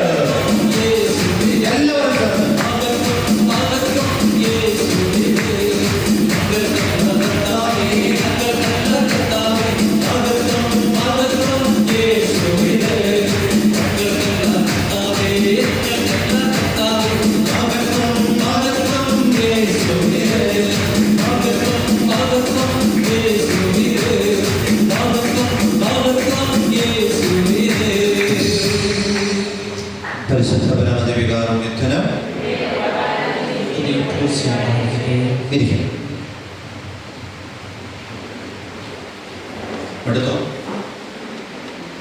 നിർത്തമൊന്നുമില്ല. പിന്നെ വെറുതെ നിങ്ങൾ പോകുമ്പോൾ പറയാം മനസാക്ഷിയില്ലാത്തത് നമ്മൾ ചോദിച്ചില്ലല്ലോ എന്ന്, അതുകൊണ്ട് ചോദിച്ചത്. ഓക്കെ, കൃത്യം 9 മണിയാകുമ്പോൾ തീരും.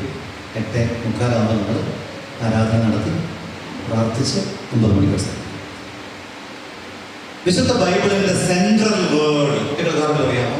Central word of the Bible എവിടെയാണെന്നറിയാമോ? ബൈബിളിൻ്റെ സെൻട്രൽ പുസ്തകം ഏകദേശം ഒപ്പിച്ച് പറ. നിങ്ങളുടെ ബൈബിളിലില്ലേ? അറിയാമോ? ബൈബിളിൻ്റെ സെൻട്രൽ നടുഭാഗത്തെ പുസ്തകം, സെൻട്രൽ വേർഡ്, അതിൻ്റെ പുറകെ പറയാം. സങ്കീർത്തനമാണ് ബൈബിളിൻ്റെ മധ്യഭാഗത്ത് എന്ന് പറയപ്പെടുന്ന പുസ്തകം. ഞാൻ കണ്ടുപിടിച്ചൊന്നുമല്ല, എൻ്റെ നടത്താൻ ചോദിച്ച ബുദ്ധിയൊന്നുമില്ല, ഈ ബൈബിൾ പണ്ഡിതന്മാർ പറയുന്നത്. ബൈബിളിലെ സെൻട്രൽ വേർഡ് 118 സങ്കീർത്തനത്തിൻ്റെ 8ഉം 9ഉം തിരുവചനമാണെന്ന് പറയും. ബൈബിളിൻ്റെ സെൻട്രൽ വേർഡ്. വിശുദ്ധ ബൈബിളിൻ്റെ മുഴുവൻ ആത്മീയതയും 1-2 വാക്യത്തിനകത്ത് കാച്ചിക്കുറുക്കി വെക്കാൻ കഴിയുമെങ്കിൽ അത് 118 സങ്കീർത്തനത്തിന്റെ 8ഉം 9ഉം തിരുവചനങ്ങളാണ്. അതിനെങ്ങനെ പറയും? മനുഷ്യനെ ആശ്രയിക്കുന്നതിനേക്കാൾ കർത്താവിൽ അഭയം തേടുന്നതാണ് നല്ലത്. പ്രഭുക്കന്മാരെ ആശ്രയിക്കുന്നതിനേക്കാൾ കർത്താവിൽ അഭയം തേടുന്നത് നല്ലത്. മനുഷ്യന്മാരെ കൊണ്ടൊന്നും ആവില്ല. എളുപ്പത്തിൽ മനസ്സിലാക്കാൻ വേണ്ടി മനസ്സിനെ കുറിച്ച് വെച്ചു. എന്തുമാത്രം സമ്പത്തോ കഴിവോ സാധ്യതകളോ ഉണ്ടായെങ്കിലും ദൈവം നമ്മുടെ ജീവിതത്തോട് ഔദാര്യപൂർണമായിട്ട് ഇടപെടുന്നില്ലെങ്കിൽ നിനക്കൊന്നിനും ആവില്ല. കൃത്യമായിട്ടും ഇത് ഓർക്കണം. വിശുദ്ധ ബൈബിളിൽ 365 തവണ ആവർത്തിക്കുന്ന ഒരു വചനമുണ്ട്. പറയാമോ? ഒരു വാക്കാ അല്ലെങ്കിൽ ഒരു വാചകം? ഭയപ്പെടേണ്ട. വിശുദ്ധ ബൈബിളിൽ ഇങ്ങനെ 365 തവണയും ആവർത്തിക്കുന്ന ഒരു വാക്യമാണ്, ഒരു വാക്കാണ് ഭയപ്പെടേണ്ട. നോക്കിക്കേ പ്രിയപ്പെട്ട പറയാം, വിശുദ്ധ ഗ്രന്ഥം എന്നോടും നിങ്ങളോടും ആവർത്തിച്ച് പറയുന്ന ഒരു ആത്മീയത. നമ്മുടെ ജീവിതത്തിൽ ദൈവത്തിന്റെ ഇടപെടൽ ഉണ്ടാകണമെങ്കിൽ അതിനാനുപാതികമായിട്ടുള്ള ജീവിതശൈലി ഉണ്ടാവണം. അതുകൊണ്ടാണ് ജെറമിയ പ്രവചനം 17-ാം അധ്യായം പറയുന്നു, 5 മുതൽ വാക്യങ്ങൾ ഇങ്ങനെ വായിക്കും: മനുഷ്യനെ ആശ്രയിക്കുകയും ശരീരശക്തിയെ അവലംബിക്കുകയും ചെയ്ത കർത്താവിൽ നിന്ന് ഹൃദയം ധരിക്കുന്നവൻ ശപിക്കപ്പെട്ടവൻ. അവന് ഋതുഭേദം ഉണ്ടാവുന്നില്ല. മരുഭൂമിയിലെ അവരുടെ ഓരോ നിലത്തും നിർജ്ജനമായ ഒരു നിലത്ത് അവൻ വസിക്കും. ദൈവത്തിന്റെ വചനം പറയാണ്, മനുഷ്യനെ ആശ്രയിച്ച് ശരീരത്തിന്റെ ശക്തിയെ അവലംബിച്ചുകൊണ്ട് ജീവിക്കുന്നവൻ, അതിനും പറയുന്നു അവൻ ശപിക്കപ്പെട്ടവൻ.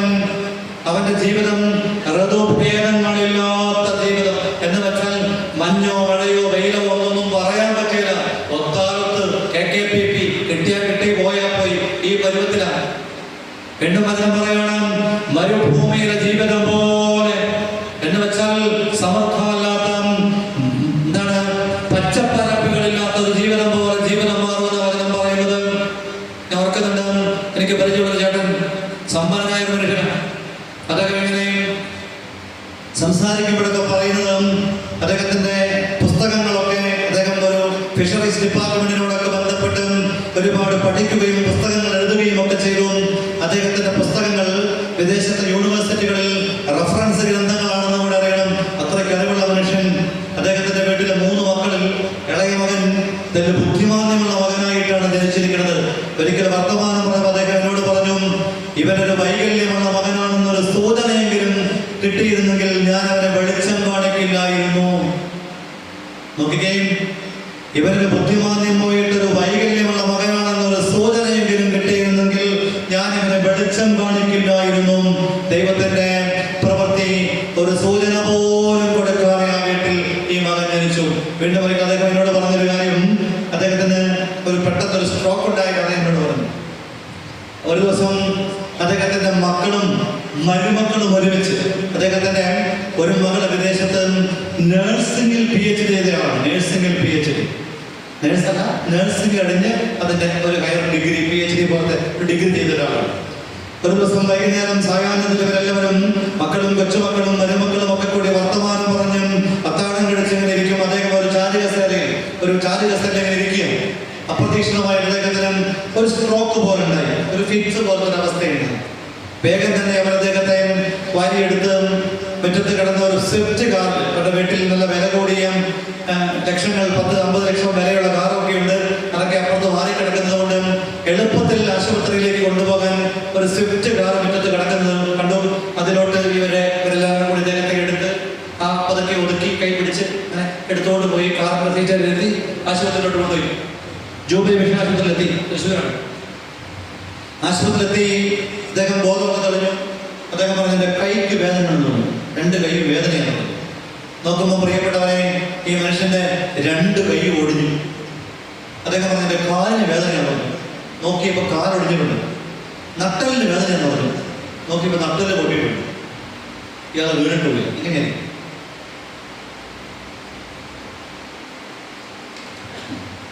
ചാരുകസ്ഥയിൽ ഇങ്ങനെ വടി പോലെ നേരെ അത്യാവശ്യം ഒരു ചെറിയ വളവിൽ കിടന്ന ചേട്ടനെ ഈ സ്വിഫ്റ്റ് കാറിന്റെ സീറ്റിൽ ഇരുത്താൻ വേണ്ടിയിട്ട് ഇവർ എന്നാ ചെയ്തു? എടുത്തുകൊണ്ട് പോയ കൂട്ടത്തില് കൈ പതുക്കി ഒന്ന് അഡ്ജസ്റ്റ് ചെയ്തു, കാല് പതുക്കി ഒന്ന് അഡ്ജസ്റ്റ് ചെയ്തു, നടുവൊന്ന് അഡ്ജസ്റ്റ് ചെയ്തു. 6 മാസത്തോളം ഈ മനുഷ്യൻ കട്ടലേൽ മരുന്നരച്ചിട്ട് കാലയിൽ മരുന്നരച്ചിട്ട് ഇങ്ങനെ ചന്ദ്രനിരിക്കുന്നുണ്ടായിരുന്നു, ആകാശത്തിന് ഭൂമിക്ക് ഇടയിൽ. അദ്ദേഹം എന്നോട് പറഞ്ഞൊരു വാചകമാണ്, ഇവിടെ നേഴ്സ് PhD തൊഴിൽ എല്ലാം ഉണ്ട്, എനിക്കൊരു വേറെ കിട്ടിയിട്ടുണ്ട്. ഞാൻ അയാളോട് പറയാൻ വേണ്ടിയിരുന്നതാണ്. പുള്ളി വിചാരിച്ചത് ഇവരെല്ലാം കൂടെ ഇവിടെ ഉണ്ടെങ്കിൽ എനിക്കൊന്നും വരികയെന്താ. അദ്ദേഹത്തിന്റെ ഏറ്റവും വിചിത്രമായ ഒരു കഥ. അദ്ദേഹം എന്നോട് അടുപ്പം വരാൻ കാരണം ഈ ആശുപത്രിയിൽ കുറേ ദിവസം കിടന്നു, 3 മാസം 2 മാസം മുന്നോട്ട് കിടന്നു. അപ്പം അത് കഴിഞ്ഞ് വീട്ടിലോട്ട് വന്നിട്ട് ഞാൻ ഉറക്കമില്ല. പുള്ളിക്ക് സഹിക്കാൻ പറ്റുന്നില്ല. എന്ത് കഴിച്ചില്ല, മരുന്ന് കഴിച്ചിട്ട് ഉറക്കത്തില്ല. അപ്പൊ ആരാണ്ട് അതിനെ പറഞ്ഞു, എൻ്റെ അനിയനോട് ബന്ധമുള്ള ഒരാളായതുകൊണ്ട് ആരോ പറഞ്ഞു ഇനിയോട് ചോദിച്ചു, ചേട്ടൻ അച്ഛനോടൊന്ന് വരാൻ പറയാമോ, എനിക്കൊന്ന് ഉറങ്ങാൻ കൊതിയായിട്ട് കേട്ടു പറഞ്ഞു. ദൈവാനുഗ്രഹത്താൽ ഞാനവിടെ ചെന്നു ചേട്ടനോട് പറഞ്ഞു, ഈ ബുദ്ധിയും കൊണ്ടൊന്നും ഒരു കാര്യം നടക്കുക, ഇരിയാൻ വലിയ യൂണിവേഴ്സിറ്റി നടത്തുന്ന ഗ്രന്ഥമൊക്കെ ആയിരിക്കും, അതൊക്കെ ഞാൻ മടക്കി വെച്ചിട്ട് തമ്പുരാനെ എനിക്കൊന്ന് ഉറങ്ങണം എന്നൊക്കെ പറഞ്ഞ് അങ്ങനെ ഞാൻ കുറച്ച് ഉപദേശം ഇടാൻ കൊടുത്തു. എന്നിട്ട് ചേട്ടനോട് പറഞ്ഞു പ്രാർത്ഥിക്കണം പറഞ്ഞു. ഞാനൊന്ന് പ്രാർത്ഥിച്ചു. ദൈവത്തിന്റെ മഹാനുഗ്രഹം കൊണ്ട് അത് ഞാൻ 3 മാസം കൂടി അന്ന് മുതുപാതിര വരെ നേരം വെളുപ്പോളം സുന്ദരമായിട്ട് സുഖമായിട്ട് ഇറങ്ങി. പിന്നെ എൻ്റെ ഭയങ്കര വിശ്വാസമാണ്. എനിക്കറിയാം എൻ്റെ ഒരു കഴിവല്ല, ബുദ്ധിയിലും കഴിവിലും മാത്രം കാര്യം നടക്കുമെന്ന് കരുതിയ മനുഷ്യനോട് ശരീരത്തിന്റെ ശക്തിയിലും ഒക്കെ കാര്യം നടക്കുമെന്ന് കരുതിയവരോട് തമ്പുരാൻ പറഞ്ഞു, നിന്റെ കയ്യിൽ എന്തുണ്ടായിട്ടും കാര്യമില്ല, ഉടയ തമ്പുരാൻ തീരുമാനിക്കണം. നിനക്കൊന്ന് ഉറങ്ങാൻ കഴിയണമെങ്കിൽ കണ്ണു തുറന്ന് കിടക്കാനേ പറ്റുള്ളൂ.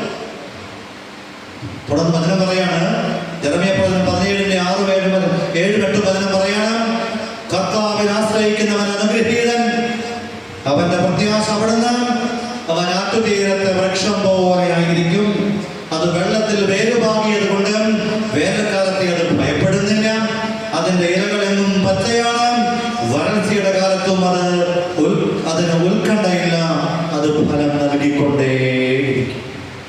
ദൈവത്തിന്റെ വചനം ജെറമ്യാ പ്രവാചകനിലൂടെ പറയും, കർത്താവിനെ ആശ്രയിച്ച നമ്മുടെ ജീവിതം എങ്ങനെയായിരിക്കും? ആറ്റുതീരത്തെ വൃക്ഷം പോലെ. 1-ാം സങ്കീർത്തനം പറയും, ആറ്റുതീരത്തെ വൃക്ഷം പോലെ വെള്ളമുണ്ട്, സമൃദ്ധിയുടെ ഫലം ചൂടുന്ന അനുഗ്രഹത്തിന്റെ ജീവിതമായിട്ട് മാറും. അതുകൊണ്ട് ദൈവത്തിൽ ആശ്രയിക്കാൻ തീരുമാനമെടുക്കണം. ദൈവത്തിന്റെ അനുഗ്രഹ വഴികളോട് ചേരാൻ തീരുമാനമെടുക്കണം. ദൈവം ഇന്ന് ഈ പ്രപഞ്ചത്തിൽ അനുഗ്രഹത്തിന്റെ സാധ്യതകൾ ഒരുക്കുമ്പം അതിനെ ജീവിതത്തിൽ ഒന്ന് സ്വന്തമാക്കാൻ തീരുമാനിക്കണം. അതുകൊണ്ട് വളരെ വേഗത്തിൽ ഞാൻ 4 കാര്യം പറയും. ഒരു വിശ്വാസി അവന്റെ ജീവിതത്തിൽ എന്നും എപ്പോഴും ഈ അനുഗ്രഹത്തെ സ്വന്തമാക്കാൻ വേണ്ടിയിട്ട് ദൈവത്തിലൂടെ ദൈവമൊരുക്കിയ വഴികളിലൂടെ കടന്നു പോകണം. എല്ലാ അനുഗ്രഹവും ദൈവം തന്നെ നേരിട്ട് കൊണ്ട് തരില്ല. ദൈവം അനുഗ്രഹിക്കും. ദൈവം ചില വഴികൾ ഇങ്ങനെ പ്രപഞ്ചത്തിൽ നമുക്കും വേണ്ടി ഒരുക്കിയിട്ടുണ്ട്. അപ്പോൾ ഒരു വ്യക്തിയുടെ ജീവിതം അനുഗ്രഹിക്കപ്പെടാനായിട്ട് 4 വഴികളാണ്. 1-ാമത്തെ വഴി മാതാപിതാക്കൾ, 2-ാമത്തെ വഴി ദൈവം തന്നെയാണ്, 3-ാമത്തെ വഴി സഹോദരങ്ങൾ, ഗുരുഭൂതർ, പുരോഹിതർ, അധ്യാപകർ, 4-ാമത്തെ വഴി ഒരു ദേശം. അപ്പം ഒരു വിശ്വാസികളുടെ ജീവനം അനുഗ്രഹത്തിൻ്റെതായി രൂപാന്തരപ്പെടാൻ 4 വഴികൾ. 1-ാമത്തെ വഴി എന്താണ്? മാതാപിതാക്കളാണ്.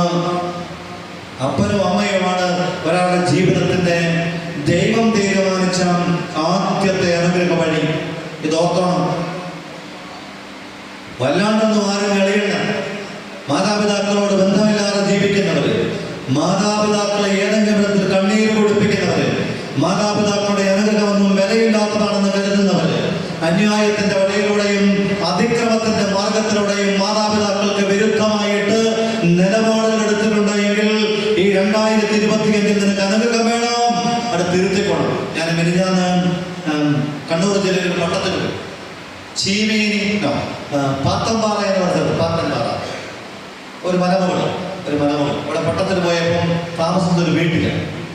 എന്നെ അത്ഭുതപ്പെടുത്തിയ ഒരു കാര്യം, ആ വീട്ടുകാരൻ ചേട്ടൻ തന്റെ ജീവിത പങ്കാളിയെ കുറിച്ച് എന്നോട് പറഞ്ഞൊരു വാചകം. എൻ്റെ അച്ഛൻ, എൻ്റെ കാർന്നവന്മാരെ, അയാളെങ്ങനെ അഭിമാനത്തോടെ പറയാം, എൻ്റെ കാർന്നവന്മാരെ ഇവിടെ നോക്കിയതിനെ കുറിച്ച് വികാരി അച്ഛൻ വിളിച്ച് പള്ളിയിൽ പറഞ്ഞത്. അതാണ് പ്രധാനപ്പെട്ട കാര്യം. എന്നും പള്ളിയുടെ നേരെ മുമ്പിലാണ് വീട്. അതുകൊണ്ട് അങ്ങോട്ടും ഇങ്ങോട്ടും പോകുമ്പോഴും ഒക്കെ അച്ഛന്മാരെ കയറിയും എൻ്റെ അച്ഛന്മാർക്ക് ഭക്ഷണം കൊടുക്കുക. ഞാൻ പള്ളിയോട് വളരെ അടുത്തിടപെടുന്ന കുടുംബമായതുകൊണ്ട് ഈ ജീവിത പങ്കാളി അപ്പനെ അമ്മയെ നോക്കിയതിനെ കുറിച്ച് ആ അപ്പന്റെ മൃതസംസ്കാര വേളയിൽ വികാരി അച്ഛൻ വിളിച്ചു പറഞ്ഞൊരു കാര്യം, മോളിച്ചേച്ചി കാരണവന്മാരെ നോക്കിയത് തിരുശേഷിപ്പ് നോക്കണ പോലെയാണ് പറഞ്ഞു. അതിന് പേര് സർട്ടിഫിക്കറ്റ് എന്നാ വേണ്ടേ? മോളിച്ചേച്ചി കാരണവന്മാരെ നോക്കിയത് തിരുശേഷിപ്പ് നോക്കുന്നത് പോലെയാണ്. അത് പറയുമ്പോൾ മനുഷ്യരനുഭവിക്കുന്ന ആത്മസന്തോഷമുണ്ടല്ലോ. മാതാപിതാക്കൾ വിശ്വാസിയുടെ ജീവിതത്തിന് ദൈവത്തിന്റെ അനുഗ്രഹത്തിന്റെ പ്രധാനവുമായ വഴിയാണ് നോക്കണം. മാതാപിതാക്കളുടെ അനുഗ്രഹം നമുക്ക് ആവശ്യമുണ്ട്. അപ്പനും അമ്മയും കണ്ട ദൈവങ്ങളാണോ എങ്കിൽ, അവർ ഏത് നിലവാരത്തിലുള്ളവരാണോ എങ്കിലും അവരിലൂടെ സ്വർഗം എനിക്കും നിങ്ങൾക്കും അനുഗ്രഹം നൽകുന്നുണ്ടെന്ന് ഓർത്തിട്ട് അനുഗ്രഹങ്ങളെ സ്വീകരിക്കാൻ തക്ക വിധം ജീവിക്കണം. നമ്മുടെ മാതാപിതാക്കൾ അവര് കഴിവുള്ളവരോ കഴിവില്ലാത്തവരോ ആയിക്കൊള്ളട്ടെ, ഒരു കാര്യം ഓർത്തേ, അപ്പനെ അമ്മയെയും ആരാണ് തെരഞ്ഞെടുത്തത്? ആരാ തെരഞ്ഞെടുത്തത്? ദൈവം. ഒടയനമ്പരാൻ തെരഞ്ഞെടുത്തതായത് കൊണ്ട് ഒരു കാര്യം അടിവരയിട്ട് മനസ്സിനെ ബോധ്യപ്പെടുത്തിക്കണം. എന്റെ മാതാപിതാക്കൾ എന്റെ തെരഞ്ഞെടുപ്പല്ല, അത് ദൈവത്തിന്റെ തെരഞ്ഞെടുപ്പായതുകൊണ്ട് അതിനെ അനുഗ്രഹമാക്കാൻ, അതിനെ അനുകൂലമാക്കാൻ, അതിന്റെ ജീവിതത്തിന്റെ ക്രമയുള്ള സാധ്യതയാക്കാൻ ദൈവത്തിന് കഴിയും. അല്പം താമസം ഉണ്ടാവും, ചിലപ്പോൾ കാത്തിരിക്കേണ്ടി വരും, ചിലപ്പോൾ സാവകാശം ഉണ്ടാവും. പക്ഷെ ഞാൻ ഉറപ്പിച്ചു പറയുന്നു, പ്രിയപ്പെട്ടവരെ, മാതാപിതാക്കൾ ദൈവത്തിന്റെ പദ്ധതിയാണ്, ദൈവത്തിന്റെ തെരഞ്ഞെടുപ്പായതുകൊണ്ട് അവരെ അനുസരിക്കാനും അവരോട് ചേർന്ന് ജീവിക്കാനും അവരോടൊപ്പം അനുഗ്രഹം പ്രാപിക്കാനും നമ്മുടെ ജീവിതത്തിൽ തീരുമാനമെടുക്കണം. അവർ ജീവിച്ചിരിക്കുന്നവരാണെങ്കിൽ ഏതെങ്കിലും അന്യായത്തിലൂടെ, ഏതെങ്കിലും അതിക്രമത്തിലൂടെ, ഏതെങ്കിലും ക്രമരാഹിത്യത്തിലൂടെ സമ്പാദിക്കുകയോ എന്തെങ്കിലും സ്വീകരിക്കുകയോ ചെയ്താൽ അത് ദൈവത്തിന്റെ മുമ്പിൽ ഏറ്റുപറയണം, അവരോട് മാപ്പ് ചോദിക്കണം. മാതാപിതാക്കളുടെ കൈമാറ്റത്തിലൂടെ അനുഗ്രഹവും ശാപവും നമ്മുടെ കയ്യിലെത്തും. കേട്ടോണം, മാതാപിതാക്കളുടെ കൈമാറ്റത്തിലൂടെ അനുഗ്രഹവും ശാപവും. ഉദാഹരണത്തിന്, മാതാപിതാക്കൾ നന്നായി ജീവിച്ച് സമൂഹത്തിൽ നിലയും വിലയുള്ളവരാണെങ്കിൽ നമ്മളിങ്ങനെ നാട്ടിൽ നടക്കും, നമ്മൾ പറയില്ലേ, പരിചയപ്പെടുന്ന എന്താ പറയും? നമ്മുടെ തോമാച്ചേട്ടൻ്റെ ഈ അങ്കമാലി ഭാഗത്ത് ഒരു ചേട്ടനെ വിളിക്കുന്നത് നീതിമാൻ യോസേപ്പാടെന്ന്. മുക്കന്നൂർ ഭാഗത്ത് ഒരുപക്ഷെ കേരളത്തിനൊക്കെ അറിയുമായിരിക്കും. എൻ്റെ അനിയൻ അവിടെയാണ് ബിസിനസ് നടത്തി. ആ മനുഷ്യനെ കുറിച്ച് നാട്ടുകാർ പറഞ്ഞത് നീതിമാൻ യോസേപ്പ്. അയാൾ നീതിമാനാണ്, സംശയമൊന്നും വേണ്ട, ഇടത്തി പറയാൻ സമയമില്ലേ. ഞാൻ പറഞ്ഞു വരുന്ന കാര്യം, മാതാപിതാക്കളുടെ സമ്പത്തും സൽപ്പേരുകളും സമൂഹത്തിലെ വിലയുമൊക്കെ മക്കളിങ്ങനെ അഴകായിട്ടും ആകാരഭംഗിയായിട്ടും കൊണ്ടു നടക്കും. അതുപോലെ തന്നെയാണ് അവർ ജീവിതത്തിൽ വരുത്തി വെക്കുന്ന വിനകളും ശാപഗ്രസ്തമായ പ്രവൃത്തികളും. ഇത് ഓർക്കണം. നമ്മൾ പല ആളുകളും എടുക്കുന്ന എന്താ, സൽപ്പേരും എന്താണ് സമ്പത്തും ഒക്കെ ഇങ്ങ് പോകുന്നോട്ടെ, കൊള്ളരുതായ്മയുടെ റിസൾട്ട് നമ്മൾ ഏറ്റെടുക്കില്ല. പല കുടുംബങ്ങളും ഗതി പിടിക്കാത്തതിന് കാരണം എന്താ? അപ്പന്റെ സമ്പത്ത്, അപ്പന്റെ സ്ഥാനമാനങ്ങൾ, അപ്പന്റെ സമൂഹത്തിലുള്ള വില, അതൊക്കെ നമ്മൾ എടുത്തു. പക്ഷേ അപ്പന്റെ കയ്യിലിട്ടിട്ട് ദോഷം, അതിന്റെ പങ്ക് നമുക്ക് വേണ്ടത് അത് പറ്റില്ല. ഉദാഹരണം പറയാം, മനസ്സിലാക്കാൻ പരിചയമുള്ളൊരു കുടുംബം. ചേട്ടൻ ഒരു നല്ല സാമൂഹ്യ പ്രവർത്തകനും രാഷ്ട്രീയക്കാരനും ഒക്കെ ആയിരുന്നു. അത്യാവശ്യം സമൂഹത്തിൽ വിലയും നിലയൊക്കെ ഉള്ള ഒരാൾ. അദ്ദേഹത്തിന് ഒരു പ്രത്യേക സുഖേട് പലിശയ്ക്ക് പണം കൊടുക്കും. പലിശയ്ക്ക് പണം കൊടുക്കുമെന്ന് മാത്രമല്ല, പലിശ കൃത്യമായി കൊടുക്കാതെയോ പണം കൃത്യമായി കൊടുക്കാതെയോ ചെയ്താൽ വന്നാൽ വളരെ മോശമായ ഒരു പെരുമാറും. ഒരു ദിവസം ഈ മനുഷ്യൻ പലിശയ്ക്ക് പണം കൊടുത്തൊരു വീട്ടിൽ അവര് പണം തിരികെ കൊടുത്തില്ല, പലിശയും കൊടുത്തില്ല. ഒടുവിൽ വളരെ സങ്കടകരമായ വിധമാണ് കുടുംബത്തോട് ഇയാൾ പെരുമാറുന്നത്. അയാൾ ഇങ്ങനെ നാട്ടുകാർക്ക് കേട്ട് വിളിച്ചു പറഞ്ഞൊരു കാര്യം കേട്ട അയാൾ എന്നോട് പറഞ്ഞതാണ്. അദ്ദേഹം പറഞ്ഞു, പണം തരാനായിട്ട് നിന്റെ കൈവശം ഇല്ലെങ്കിൽ നിന്റെ ഭാര്യയും മോളെയും നേരിടാൻ പറഞ്ഞു. അതിന്റെ അർത്ഥം സാമാന്യ ബുദ്ധികളൊക്കെ മനസ്സിലായില്ല. പണമില്ലേലും എനിക്ക് കുഴപ്പമില്ല, എന്റെ നമ്മൾ നോക്കി പെങ്കൊച്ചു മതിയെന്ന്. സങ്കടത്തോടെ കൂടിയിട്ട് ആ കുടുംബം മനസ്സിൽ എന്തോ പറഞ്ഞുവെന്ന് എനിക്കറിയില്ല. എന്തായാലും ആ കുടുംബത്തിന്റെ അടുത്ത കഥ നിങ്ങൾ കേട്ടോ. ഈ കുടുംബത്തിലെ മൂത്ത ചേട്ടൻ, ഈ അപ്പന്റെ മൂത്ത മകൻ, അദ്ദേഹത്തിന്റെ കഥ പുറകെ പറയാം. അദ്ദേഹത്തിന്റെ മകൾ വളരെ മോശമായിട്ടുള്ള ഒരു ജീവിത വഴിയിലൂടെ കടന്നു പോവുകയും 10-20 വയസ്സ് പ്രായത്തിൽ തന്നെ അവൾ ഒരു ചെറുപ്പക്കാരനോട് ഒളിച്ചുപോയി. അത് പിടിക്കപ്പെട്ടു, തിരിച്ചു കൊണ്ടുവന്നു, വേറെ ഒരുത്തന്റെ കൂടെ പോയി. അതെന്തോ വേറെ പ്രശ്നങ്ങളായി. അവസാനം അവള് നാട്ടിൽ നിൽക്കാൻ കഴിയാതെ ഗൾഫിൽ എവിടെയോ പോയി. അവിടെയും കുറെ പ്രശ്നങ്ങളായി. ഒടുവിൽ സംഭവിച്ചൊരു മഹാദുരന്തമെന്ന് പറയണത്, ഇവൾ 25-ാമത്തെ 26-ാമത്തെ വയസ്സിൽ സ്വന്തം വീടിനകത്ത് കെട്ടിത്തൂങ്ങി ആത്മഹത്യ ചെയ്തു. ആത്മഹത്യ ചെയ്തതെന്ന് മാത്രമല്ല, ഈ ആത്മഹത്യ കഴിഞ്ഞപ്പം ഈ നാടിൽ നിന്ന് ന്യൂസ് പറഞ്ഞു അവൾ ഗർഭിണിയാണ് എന്ന ന്യൂസ്. ഗർഭിണിയാണോ എന്ന് മാത്രമല്ല, അവൾ ഗർഭവതിയായി മാറിയത് ജ്യേഷ്ഠന്റെ, അതായത് ചേച്ചിയുടെ ഭർത്താവിൽ നിന്നാണെന്ന് കൂടെ നോക്കി പോകുന്ന കുരുക്കാണ്. എന്നുവെച്ചാൽ സങ്കല്പിക്കാൻ പോലും കഴിയാത്ത വിധം ഒരു മരണം, അതിനെക്കുറിച്ച് അപവാദങ്ങൾ, ഒടുവിൽ സത്യമല്ലെന്നൊക്കെ പിന്നീട് കാലങ്ങൾക്ക് ശേഷം തെളിയിക്കപ്പെട്ടു.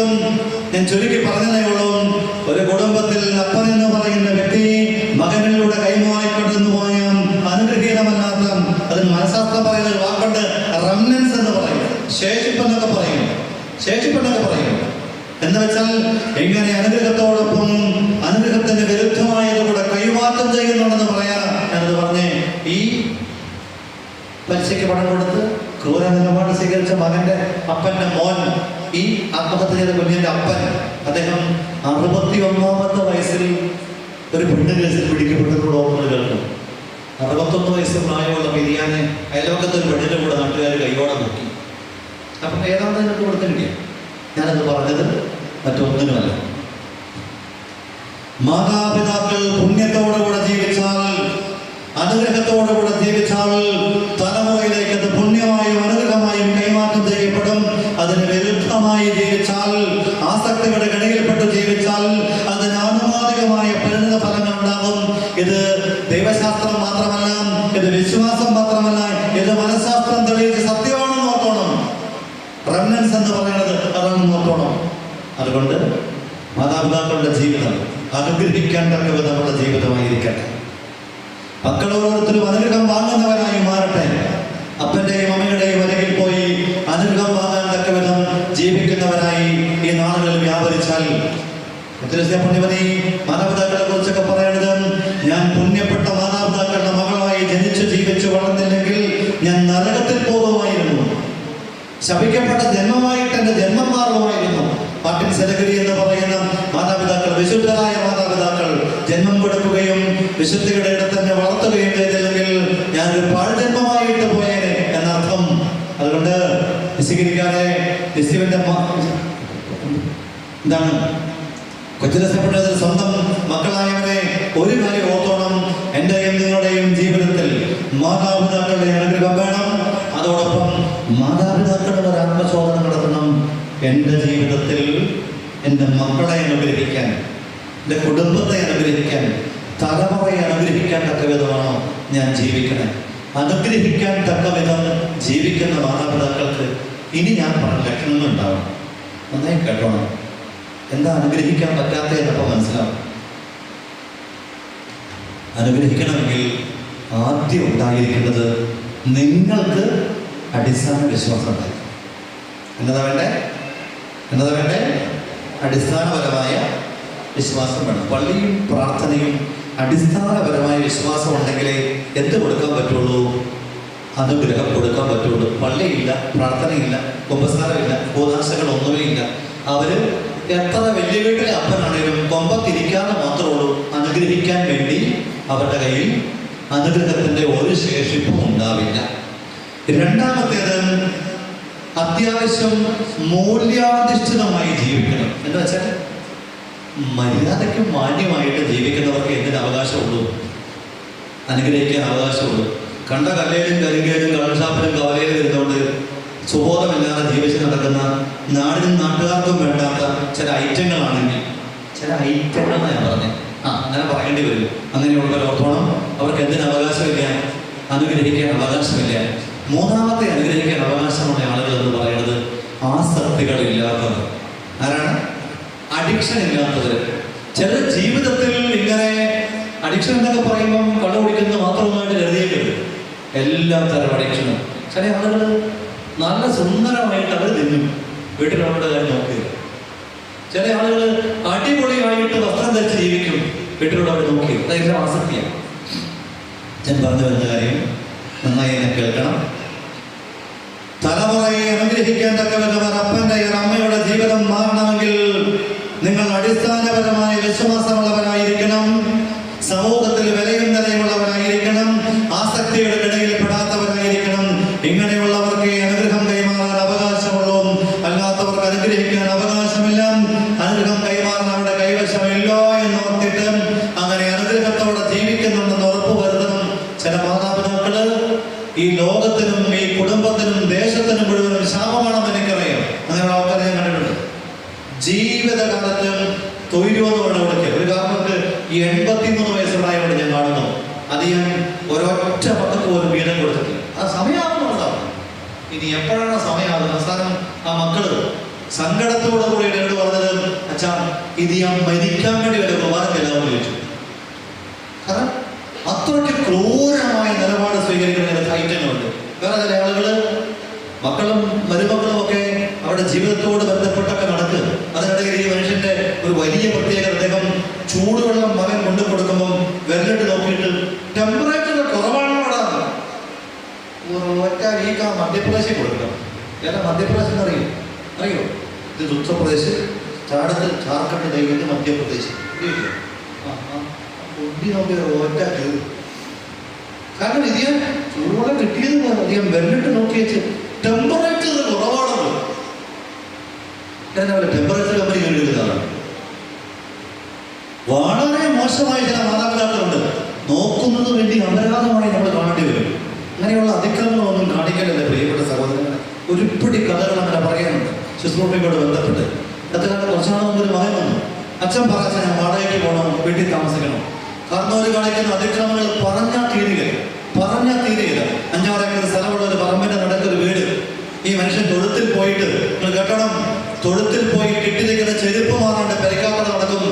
തൊഴുത്തിലിട്ട് ചെരുപ്പമിട്ട് പെരക്കാത്തോടെ മകനും മരുമകളും ചാച്ച എന്നാ ഈ കാണിക്കുന്ന ജോലിക്ക് നീ ഞാൻ പറയാം, നിനക്ക് എന്നാടി പറയും, നീ അങ്ങ് തുടക്കടിയില്ല. എന്നാ എവിടെ പോകട്ടെ?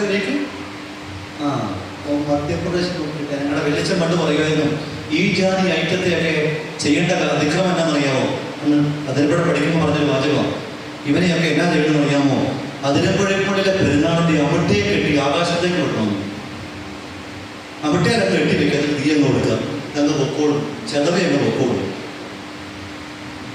തലമുറയെ അനുഗ്രഹിക്കാൻ അവകാശമില്ലാത്ത ചില മാതാപിതാക്കൾ ഉണ്ടെങ്കിൽ ജീവിതത്തിൽ തിരുത്തിക്കോണം. എന്റെ പ്രിയപ്പെട്ട മാതാപിതാക്കളെ, ചില ആളുകൾ ഇങ്ങനെ വെറുതെ നമുക്ക് സങ്കടം വരും. ഒരു വീട്ടിൽ ചെന്ന അമ്മയുടെ പ്രധാന പരാതി, അവരിങ്ങനെ കാലത്തെ അണിഞ്ഞൊരുങ്ങി ഇറങ്ങുകയല്ലേ. ഞാൻ ചോദിച്ചു, നിങ്ങൾ എവിടെ വേണം? ജോലിക്ക് പോകണത്. 10 ചേട്ടാ നമ്മൾ വിചാരിക്കും ലുലുമാൾ കാണാൻ പോകുന്നതാണ്. ഓരോരോ സംസ്കാരം, അതായത് ചേട്ടത്തി വീട്ടിലിരിക്കുക, എന്ത് ചെയ്യാൻ പറ്റും? ആ പറച്ചിലിന്റെ ടോൺ വേണം. അവരൊക്കെ കൂടെ കാലത്തെ അണിഞ്ഞൊരുങ്ങി ഇറങ്ങുകയല്ലേ എന്ന് പറഞ്ഞു. ഞാൻ ദൈവമേ, ഇങ്ങനെയുണ്ടോ ഓരോമാര് എല്ലാ ദിവസവും അണിഞ്ഞൊരുങ്ങി ഇറങ്ങാനായിട്ട്? ചോദിച്ചപ്പോൾ 2 പേരും രാവും പകലും ഇല്ലാതെ പണിയെടുത്ത് ഈ അമ്മയ്ക്ക് പട്ടുസാരി 3 മോതിരവും 4 വളയൊക്കെ വണ്ടി വിടുന്നുണ്ട്. അതിന് കുഴപ്പമില്ല, അതെങ്ങനെ കിട്ടും? വണ്ടിയിലൊക്കെ പോകുമ്പോൾ അതിങ്ങനെ കാണാവുന്ന പോലെ വിട്ടോണം. എല്ലാവരും അത് കണ്ടോട്ടം നിർത്തട്ടെ, അതിന് വിരോധമില്ല. പക്ഷേ മറ്റൊരു ചെയ്യാം, അവർ അണിഞ്ഞൊരുങ്ങി പോകുന്നു വെച്ചിട്ട്. ഞാൻ പറഞ്ഞു വരുന്ന കാര്യം, മാതാപിതാക്കളെ നിങ്ങൾ അനുഗ്രഹിക്കാൻ അവകാശമുള്ളവരും പ്രിയപ്പെട്ട മക്കളെ നിങ്ങൾ അനുഗ്രഹം വാങ്ങാൻ അർഹതയുള്ളവരുമാണെന്ന് ഉറപ്പുവരുത്തണം. 2025 അനുഗ്രഹം വാങ്ങിയില്ലെങ്കിൽ, ശാപത്തിന്റെ വഴികളിലൂടെ നിങ്ങളുടെ അപ്പനും അമ്മയും നടന്നിട്ടുണ്ടെങ്കിൽ, പല കുടുംബത്തിലും കണ്ണീര് വീഴുന്ന കർമ്മപദങ്ങളിലൂടെ കർമ്മവന്മാർ കടന്നുപോയിട്ടുണ്ടെങ്കിൽ, അത് കുംഭസാരക്കുള്ളിലേക്ക് പറഞ്ഞണം. മരിച്ചുപോയെങ്കിലും ജീവിച്ചിരിപ്പുണ്ടെങ്കിലും തച്ചൻ പറയുമ്പോൾ ഓർത്തോണം, ചില കാരണവന്മാര് ജീവിച്ചിരിക്കുന്ന തിരിച്ചെടുപ്പാണ്, ചില കാരണവന്മാര് ജീവിച്ചിരിക്കുന്ന ശവമാണ്. തിരിച്ചെടുപ്പായ അപ്പന്റെയും അമ്മയുടെയും അനുഗ്രഹം നമുക്ക് അനുഗ്രഹമായി മാറും. ഇനി ശവമായി മാറിയതിന്റെ മുമ്പിൽ നിന്ന് മാറി നടന്നോ ധിക്കരിക്കാനോ അതിനെ ഉപേക്ഷിക്കാനോ തീരുമാനിക്കേണ്ട. കാരണം ദൈവത്തിന്റെ ക്രമാവലികൾ നിഗൂഢങ്ങളായതുകൊണ്ട്, നമുക്ക് മനസ്സിലാവാത്തതായതുകൊണ്ട്, ചിലപ്പോഴൊക്കെ ദൈവത്തിന്റെ വഴികൾ നമുക്ക് പിടികിട്ടാത്തതായതുകൊണ്ട് തമ്പുരാന്റെ മുമ്പിൽ ഇങ്ങനെ പരിശുദ്ധി അമ്മയും യോസേഫ് പിതാവും നിന്ന പോലെ കൈകൂപ്പി കണ്ണുടച്ചിട്ട് എനിക്ക് പിടുത്തം കിട്ടണില്ല, ഇത് കർത്താവേ നിന്റെ ദാസൻ നിന്റെ ദാസി എന്ന് പറഞ്ഞായിപ്പോ വെറുതെ ഉയർത്തി കലയിൽ ഉറക്കെ പറഞ്ഞേ, അഭിഷേകത്തോടെ പറഞ്ഞേ, നല്ല ജീവനോടെ പറഞ്ഞേ. മാതാപിതാക്കളുടെ അനുഗ്രഹങ്ങൾ. രണ്ടാമത്തെ അനുഗ്രഹം ദൈവാനുഗ്രഹം. നിങ്ങളെ പറഞ്ഞ അവസാനിപ്പിക്കാം. എന്താ ദൈവാനുഗ്രഹം എന്ന് പറഞ്ഞാൽ? എന്താണ് ദൈവാനുഗ്രഹം എന്ന് പറഞ്ഞാൽ? നമുക്ക് ബോധ്യമില്ലാത്തൊരു മേഖലയാണ്. അച്ഛാ, വണ്ടി മുട്ടണ്ടായിരുന്നു, എന്തുകൊണ്ട് രക്ഷപ്പെട്ടു? ഓ, വട്ടി കടിക്കണ്ടായിരുന്നു, എന്തുകൊണ്ട് രക്ഷപ്പെട്ടു? ഇങ്ങനെ രക്ഷപ്പെട്ടെ? ഭാഗ്യം കൊണ്ട് രക്ഷപ്പെട്ടത് ഇല്ല. എന്നെ ആന പിടിക്കേണ്ടതായിരുന്നു, എങ്ങനെ ഞാൻ രക്ഷപ്പെടാൻ പറയാമോ? എന്നെ ആന പിടിക്കേണ്ടത്. കഴിഞ്ഞ ദുഃഖ വെള്ളിയാഴ്ച TV-യിൽ നിങ്ങൾ ആരും കണ്ടോണ്ടിരിക്കുന്നില്ല. കഴിഞ്ഞ ദുഃഖ വെള്ളിയാഴ്ച ചേട്ടൻ വയനാട് പുൽപ്പള്ളിയിൽ വെച്ച് ആന പിടിക്കാൻ വേണ്ടിയിട്ട് ആന എതിരെ വന്ന് ചേട്ടനെ കണ്ട ആന പേടിച്ചോടിപ്പോയി എന്നൊക്കെ പറഞ്ഞു ഒരു ന്യൂസ് ഉണ്ടായിരുന്നു. ആ പോയാണ് ഞാനറിഞ്ഞു. എന്നെയാണ് ആന പിടിക്കാൻ വേണ്ടി വന്നത്. ആന എന്നെ കണ്ട് വരി പിടിച്ചെന്ന് പറഞ്ഞ് എന്നെ കുറേ പേര് കളിയാക്കി. എന്നെ കണ്ട് ആനയ്ക്ക് വരി പിടിച്ചെന്ന് വെച്ച് കേൾക്കുന്നുണ്ടോ? എനിക്ക് വരി പിടിക്കാത്ത ദൈവത്തിന്റെ മഹാനുഗ്രഹമുണ്ട്. ഞാൻ പറഞ്ഞത്, വിശ്വാസി ഒരിക്കലും അവന്റെ വായിൽ നിന്നും പറയാൻ പാടില്ലാത്തൊരു വാക്കാണ് ഭാഗ്യം. ഭാഗ്യം ആരുടെയാണ്? ലോട്ടറിക്കാരന്റെ. വിശ്വാസിക്കുള്ളതുകൊണ്ടാണ് ദൈവാനുഗ്രഹമാണ്. എന്റെ ജീവിതത്തിലേക്ക് ദൈവത്തിന്റെ അനുഗ്രഹം കൊണ്ട് എനിക്ക് അപകടം പറ്റിയില്ല, ദൈവത്തിന്റെ പരിപാലന കൊണ്ട് എനിക്കത് ദുരന്തം ഉണ്ടായില്ല. ഇങ്ങനെ പറയാൻ ധൈര്യം ഉണ്ടാവണം, ഇങ്ങനെ പറയാൻ ചങ്കൂറ്റം ഉണ്ടാവണം. അതാണ് പഠിക്കേണ്ടത്. അപ്പൊ ദൈവാനുഗ്രഹം എന്നാൽ എന്ത്? എന്താ ദൈവാനുഗ്രഹം എന്ന് പറഞ്ഞാൽ? പറയാമോ? എന്താ ദൈവാനുഗ്രഹം എന്ന് പറഞ്ഞാൽ? വാട്ട് ഈസ് ദൈവാനുഗ്രഹം? അങ്ങനെ ഒന്നും ചോദിക്കരുത്. ഞങ്ങൾ മിണ്ടൂല്ല. നിങ്ങൾ കോവിഡിന് മാസ്ക് വെച്ചാൽ പിന്നെ ഇന്ന് വരെ വേണ്ടിയിട്ടില്ല. എന്നെ ഞെട്ടിക്കാൻ വേണ്ടി മാത്രമേ ഞങ്ങൾ മിണ്ടുള്ളൂ. എന്താ ദൈവാനുഗ്രഹം? ഒരു മറുചോദ്യം ഞാൻ ചോദിക്കാം. എന്താണ് ദൈവാനുഗ്രഹം അല്ലാത്തത്? അപ്പൊ എന്താണ്? എല്ലാം ദൈവാനുഗ്രഹം. നമ്മുടെ കണ്ണിങ്ങനെ കിടന്ന് പടക്കുന്നില്ല, ഇല്ലേ? ഇല്ല, കടല്ല. എത്ര പ്രാവശ്യം പടക്കുന്നുണ്ടെന്ന് അറിയാമോ? ഒരു ദിവസം ഈ കണ്ണിന്റെ ഇത്രയും വട്ടം, ഈ ഭാഗം 1,00,000 പ്രാവശ്യം. 1,00,000 പ്രാവശ്യം. അതിനെക്കുറിച്ച് ഗവേഷകർ പറയുന്നത്, നമ്മുടെ കണ്ണും കൃഷ്ണമണികളും കൺപീലികളും കൺപോളകളെല്ലാം കൂടി ഒരു ദിവസം 1,00,000-ഓളം തവണ ചലിക്കുന്നുണ്ട്. അതിനാവശ്യമുള്ള ഊർജം ഉണ്ടാക്കാൻ വേണ്ടി കാലിന് ആ ഊർജം കിട്ടണമെങ്കിൽ, അത്ര ഊർജം ഉണ്ടെങ്കിൽ 80 കിലോമീറ്റർ നടക്കാൻ പറ്റും. 80 കിലോമീറ്ററിന് വേണ്ട വർക്കൗട്ടിന്റെ അത്രയും മസിൽ പവർ, ഊർജം വേണം. ഈ കണ്ണിന് 1,00,000 തവണ ഒരു ദിവസം ചലിക്കാൻ കഴിയണമെങ്കിൽ നമ്മൾ ആരെങ്കിലും അറിയുന്നുണ്ടോ പ്രിയപ്പെട്ടവരെ? ദൈവം നമ്മളോട് കാണിച്ച മഹോത്ഭുതം. ദൈവാനുഗ്രഹം എന്ന് പറഞ്ഞാൽ ഇങ്ങനെയുള്ള ദൈവിക ഇടപെടലുകളെ കുറിച്ചുള്ള ധ്യാനമാണ്. നമ്മൾ ആരും അറിയുന്നില്ല ഈ കണ്ണ്. അതുപോലെ തന്നെ നമ്മുടെ മൂക്കിനെ കുറിച്ച് പറയുന്നത് 50,000 മണം പറയാൻ കഴിവുണ്ട്. നമ്മുടെ മൂക്കിന് 50,000 മണം. നമ്മുടെ നാവിന് 20,000 രുചി അറിയാൻ കഴിവുണ്ട്. 20,000 ടേസ്റ്റ്. അതുകൊണ്ടാണ് അമ്മ വെക്കുന്ന മോരുകറിയും ചിക്കൻ ഫ്രൈഡ് റൈസും മട്ടൺ ഫ്രൈഡ് റൈസും ഒക്കെ വ്യത്യാസപ്പെട്ട രുചിയുള്ളതായിട്ട് നമുക്ക് അനുഭവപ്പെടുന്നത്. കോവിഡ് വന്നപ്പം പല ആളുകൾക്കും ഒരു മണവും ഇല്ല. നാരങ്ങയൊക്കെ ചുമ്മാ കടിച്ച് കഴിക്കുക. ഞാൻ ചെല്ലുമ്പോൾ ഒരു അച്ഛൻ, കോവിഡ് കാലത്ത് അച്ഛനെ കാണുന്നത്, പുള്ളി ചുമ്മാ ഇഞ്ചിയൊക്കെ ചുമ്മാ ചവച്ച് കഴിക്കുക. പുള്ളി പറഞ്ഞ് നോ പ്രോബ്ലം, ഒരു കുഴപ്പമുണ്ടായിരുന്നില്ല. പടകിടമ്പരം നമ്മുടെ ജീവിതത്തോട് തെല്ലൊന്ന് വൈമുഖ്യം കാട്ടിയാൽ, അല്പമൊന്നും മാറി നിൽക്കാൻ തീരുമാനിച്ചാൽ, ചുമ്മാ ഒന്ന് നോക്കാൻ മാത്രം തീരുമാനിച്ചാൽ ഇതൊക്കെ സംഭവിക്കും കേട്ടോ. പുതിയ രീതിയിലെ പനിയൊക്കെ വന്നിട്ടുണ്ടെന്ന് പറഞ്ഞേ, ടെമ്പറേച്ചർ കാണിക്കാത്ത പനി. ഇങ്ങനെ പറഞ്ഞേ, വയനാട്ടിൽ കുറേ പേർക്ക് പനിയാണ് ഡോക്ടർ ഇൻഫെക്ഷനാണെന്ന് ഡോക്ടർ പറയണേ. പിന്നെ ടെമ്പറേച്ചർ ഇല്ല, ടെമ്പറേച്ചർ കാണിക്കുകയില്ല. ബ്ലഡ് പരിശോധിക്കുമ്പോൾ അതിനകത്ത് അണുക്കൾ കയറിയിട്ട് അപകടകരമായി മാറാണ്. എന്തുമാത്രം രോഗവ്യതിയാനങ്ങൾ. മഞ്ഞപ്പിത്തം കൊണ്ട് ആള് മരിച്ചത് കേട്ടിക്കേൾവി പോലും ഇല്ലാതിരുന്ന നാട്ടിൽ മഞ്ഞപ്പിത്തം കൊണ്ട് ആള് മരിക്കുക ഇൻ 5 days, 5 ദിവസം കൊണ്ട്. എന്ന് വെച്ചാൽ എന്താ അർത്ഥം? ദൈവത്തിന്റെ അനുഗ്രഹം കൂടാതെ നമുക്ക് ജീവിക്കാനാവില്ലെന്ന്. ശിരസ് മുതൽ പാദം വരെ ഓരോ അവയവവും ദൈവാനുഗ്രഹത്തിന്റെ ഈ സദ്വാർത്തയെ വിളിച്ചോടുന്നുണ്ടെന്ന് അറിഞ്ഞോണം. നമ്മൾ പലപ്പോഴും നമ്മുടെ കഴിവാണെന്നൊക്കെ കരുതിയിരിക്കുക. ഒന്നുമല്ല. എൻ്റെ അയൽവക്കത്തുകാരോട് ചേട്ടൻ ആ കഥകളെ പറഞ്ഞ് അവസാനിപ്പിക്കാം. ആ ചേട്ടൻ റബ്ബർ വെട്ടാൻ വേണ്ടി പോയപ്പോൾ പാൻസും ഷർട്ടും ഒക്കെ ഇട്ട് പുള്ളി റബ്ബർ വെട്ടാൻ ഒരു വൻതേന്റെ കൂടിളകി വന്ന് ഇയാളെ പറ്റി. വൻതേന്റെ തെനീച്ചകളുടെ കുട്ടികൾ വലിയ വാട്ടർട്രാമിൻ്റെ അടിയിലൊക്കെ വലിയ വൻതേനുണ്ട്, വലിയ തെനീച്ചകളുടെ സാധനം. ഈ ചേട്ടനെ ഇത് ഇളകി വന്ന് കൊത്തിയെന്ന് മാത്രമല്ല, നല്ല വൃത്തിയായിട്ട് കൊത്തി. എൻ്റെ തലയിലൊക്കെ ആണെങ്കിൽ സൗകര്യമായിട്ട് കൊത്താം. ചേട്ടൻ നല്ല മുടിയൊക്കെ ഉണ്ട്, എന്നിട്ടും വിട്ടില്ല. ചേട്ടൻ്റെ നല്ല ഫുൾ സ്ലീവ് ഷർട്ടും ഷൂവും സോക്സും ഒക്കെ ഇട്ടതുകൊണ്ട് താഴോട്ട് കൊത്താൻ കിട്ടിയില്ല. ഇവർ ഈ കഴുത്തിന് മേപ്പോട്ടാൻ കുത്തി. അദ്ദേഹത്തെ ആശുപത്രിയിൽ കൊണ്ടുപോയി. തൃശ്ശൂർ ജൂബിലി മിഷൻ ആശുപത്രിയിൽ ആ മനുഷ്യൻ്റെ മേത്ത് നിന്ന് അവർ എണ്ണി പറക്കിയെടുത്ത മുള്ളിൻ്റെ എണ്ണം 300 എണ്ണമായിരുന്നു. 300 തേനീച്ചയുടെ മുള്ളുണ്ടായിരുന്നു ഇയാളെ ഈ തലയ്ക്ക് മുള്ളുണ്ട്. അദ്ദേഹം അത് കഴിഞ്ഞ് ഒരു 2-3 കൊല്ലം കൂടെ ജീവിച്ചു. എന്നിട്ട് പിന്നെ ക്യാൻസർ വന്ന് മരിച്ചു. അദ്ദേഹത്തോട് ബന്ധപ്പെട്ട് ആ കുടുംബം എന്നോട് പറഞ്ഞൊരു കാര്യം, ഈ ചികിത്സയെല്ലാം കഴിഞ്ഞ് വീട്ടിൽ വന്നിട്ട് ഈ ചേട്ടൻ സദാസമയം കരച്ചില്ല. എല്ലാവരും വിചാരിച്ചു അനുതാപ കണ്ണീരായിരിക്കും, ഇത്രമാത്രം കരയേണ്ട കാര്യമുണ്ടോ എന്നൊക്കെ പറഞ്ഞു ചോദിച്ചു. അദ്ദേഹം പറഞ്ഞത് കരയണമെന്നല്ല, കണ്ണീര് വന്നു പോകുന്നതാന്ന് പറഞ്ഞു. അവസാനം പരിശോധിച്ച് കഴിഞ്ഞപ്പോൾ ഡോക്ടർമാരെ കണ്ടുപിടിച്ചു ഈ മനുഷ്യൻ്റെ കണ്ണുനീർ ഗ്രന്ഥിക്ക്, അങ്ങനെ ഗ്രന്ഥികളുടെ നന്നായി എനിക്ക് മനസ്സിലായി. ഉമിനീർ ഗ്രന്ഥി കേട്ടിട്ടുണ്ട്.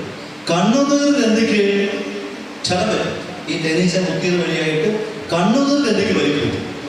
പിന്നെ ഞാൻ പറഞ്ഞ മറ്റൊരു പ്രത്യേകതയാണ് അവർ പറഞ്ഞത്, ഇദ്ദേഹത്തിന് കൺപീലികളുടെ എണ്ണം കുറവാണ്. അപ്പോഴാണ് എനിക്ക് മനസ്സിലായത് ഈ കൺപീലിക്ക് ഉപകാരമുണ്ടെന്നത്. കൺപീലി ഒരിക്കലല്ല, പ്രത്യേക സാധനമല്ല കൺപീലി. ഈ സാധനം ഞാൻ കുഞ്ഞിനാളെ വിചാരിച്ചു ആണുങ്ങൾക്ക് എങ്ങനെ ഈ കൺപീലി, നമ്മൾ കൺവെൻഷനൊന്നും എഴുതുന്നില്ലല്ലോ. എൻ്റെ കുഞ്ഞിനെൻ്റെ കൺപീലിയിൽ കൂടുതൽ താരമുണ്ടായിരുന്നു. ഇത് ഭയങ്കരമായിട്ട് കടിക്കും. അപ്പം ഞാൻ എന്നാ ചെയ്തു, പല പ്രാവശ്യം ഞാൻ ഓങ്ങിയതാണ്. ഇതെല്ലാം കടിച്ചു പറിച്ച് കളഞ്ഞാലെന്ന് കളഞ്ഞെങ്കിൽ വിവരമാണ് എന്നെ. ഡോക്ടർമാർ പറഞ്ഞു തേനീച്ചകൾ കുത്തിയപ്പം ആ മനുഷ്യൻ്റെ കണ്ണുനീർ ഗ്രന്ഥിയുടെ ബലം കുറഞ്ഞു. കൺപീലികളുടെ സ്ട്രെങ്ത് കുറവായത് കൊണ്ട് വേഗത്തിൽ പൊടിപടല മുകളിലേക്ക് ചെല്ലും. ഇയാളുടെ കണ്ണുകൾ നാളെടുക്കും. ഇത് കരയണമല്ല. അപ്പോഴാണ് ഒരു മഹാത്ഭുതം എനിക്ക് പിടികിട്ടിയ നമ്മുടെ തമ്പുരാൻ എന്തൊരു കരുതലോടുകൂടിയിട്ട ഈ ഇത്രയും വട്ടം ഉണ്ടാക്കിയെടുത്തത്. പുള്ളി വളരെ പ്ലാൻ ചെയ്ത് ഈ കൺപുലികം സെറ്റ് ചെയ്തിട്ടുണ്ട്. എന്തിനാണെന്ന് അറിയുമോ? മോളിയിൽ ഒഴുകി ഇറങ്ങുന്ന പല അടുക്കും താഴോട്ട് പോകാണ്ടിരിക്കാനാണ്. നമ്മളതിനെ വെട്ടി ഒതുക്കി സുന്ദരിമാരായിട്ടൊക്കെ നടന്നു കഴിഞ്ഞാൽ മേളയിൽ നിറങ്ങുന്ന മുഴുവൻ സാധനവും കണ്ണിലോട്ട് പോയിട്ട് പിന്നെ കണ്ണിസൂക്കാട് ഒരു കാലത്തും മാറും കേട്ടോ. പിന്നെ അച്ഛൻ പറഞ്ഞതല്ല, അങ്ങനെയാണ് ബുദ്ധിയുള്ളവരൊക്കെ പറയുന്നത്. അതുകൊണ്ട് നമ്മുടെ ശരീരത്തിലെ ഓരോ അവയവത്തോട് ബന്ധപ്പെടുത്തിയും ദൈവം കാണിച്ച മഹാത്ഭുതങ്ങൾ, സ്വർഗം കാണിച്ച മഹാകൃപ, ഇത് ധ്യാനിച്ചാൽ അത് ദൈവാനുഗ്രഹമാണ്. നമ്മൾ പലപ്പോഴും ഭാഗ്യത്തിൽ മാത്രം അഭയം തേടി ഭാഗ്യം എന്ന് പറഞ്ഞ് ജീവിച്ച് കടന്നു പോകുമ്പം അവരെ പറയാണ് ഒന്നും ഭാഗ്യമല്ല, ജീവിതത്തിലുള്ള മുഴുവനും ദൈവാനുഗ്രഹമാണ്. 2 അനുഗ്രഹത്തെക്കുറിച്ച് പറഞ്ഞു, ബാക്കി നാളെ ഞാൻ പറഞ്ഞോളാം.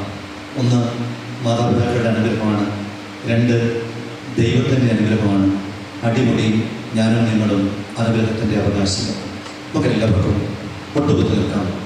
ആരാധന ഗാനം ആദരിച്ച് ഈശോയെ അത്താഴം എഴുന്നള്ളിച്ച് വെച്ച് 15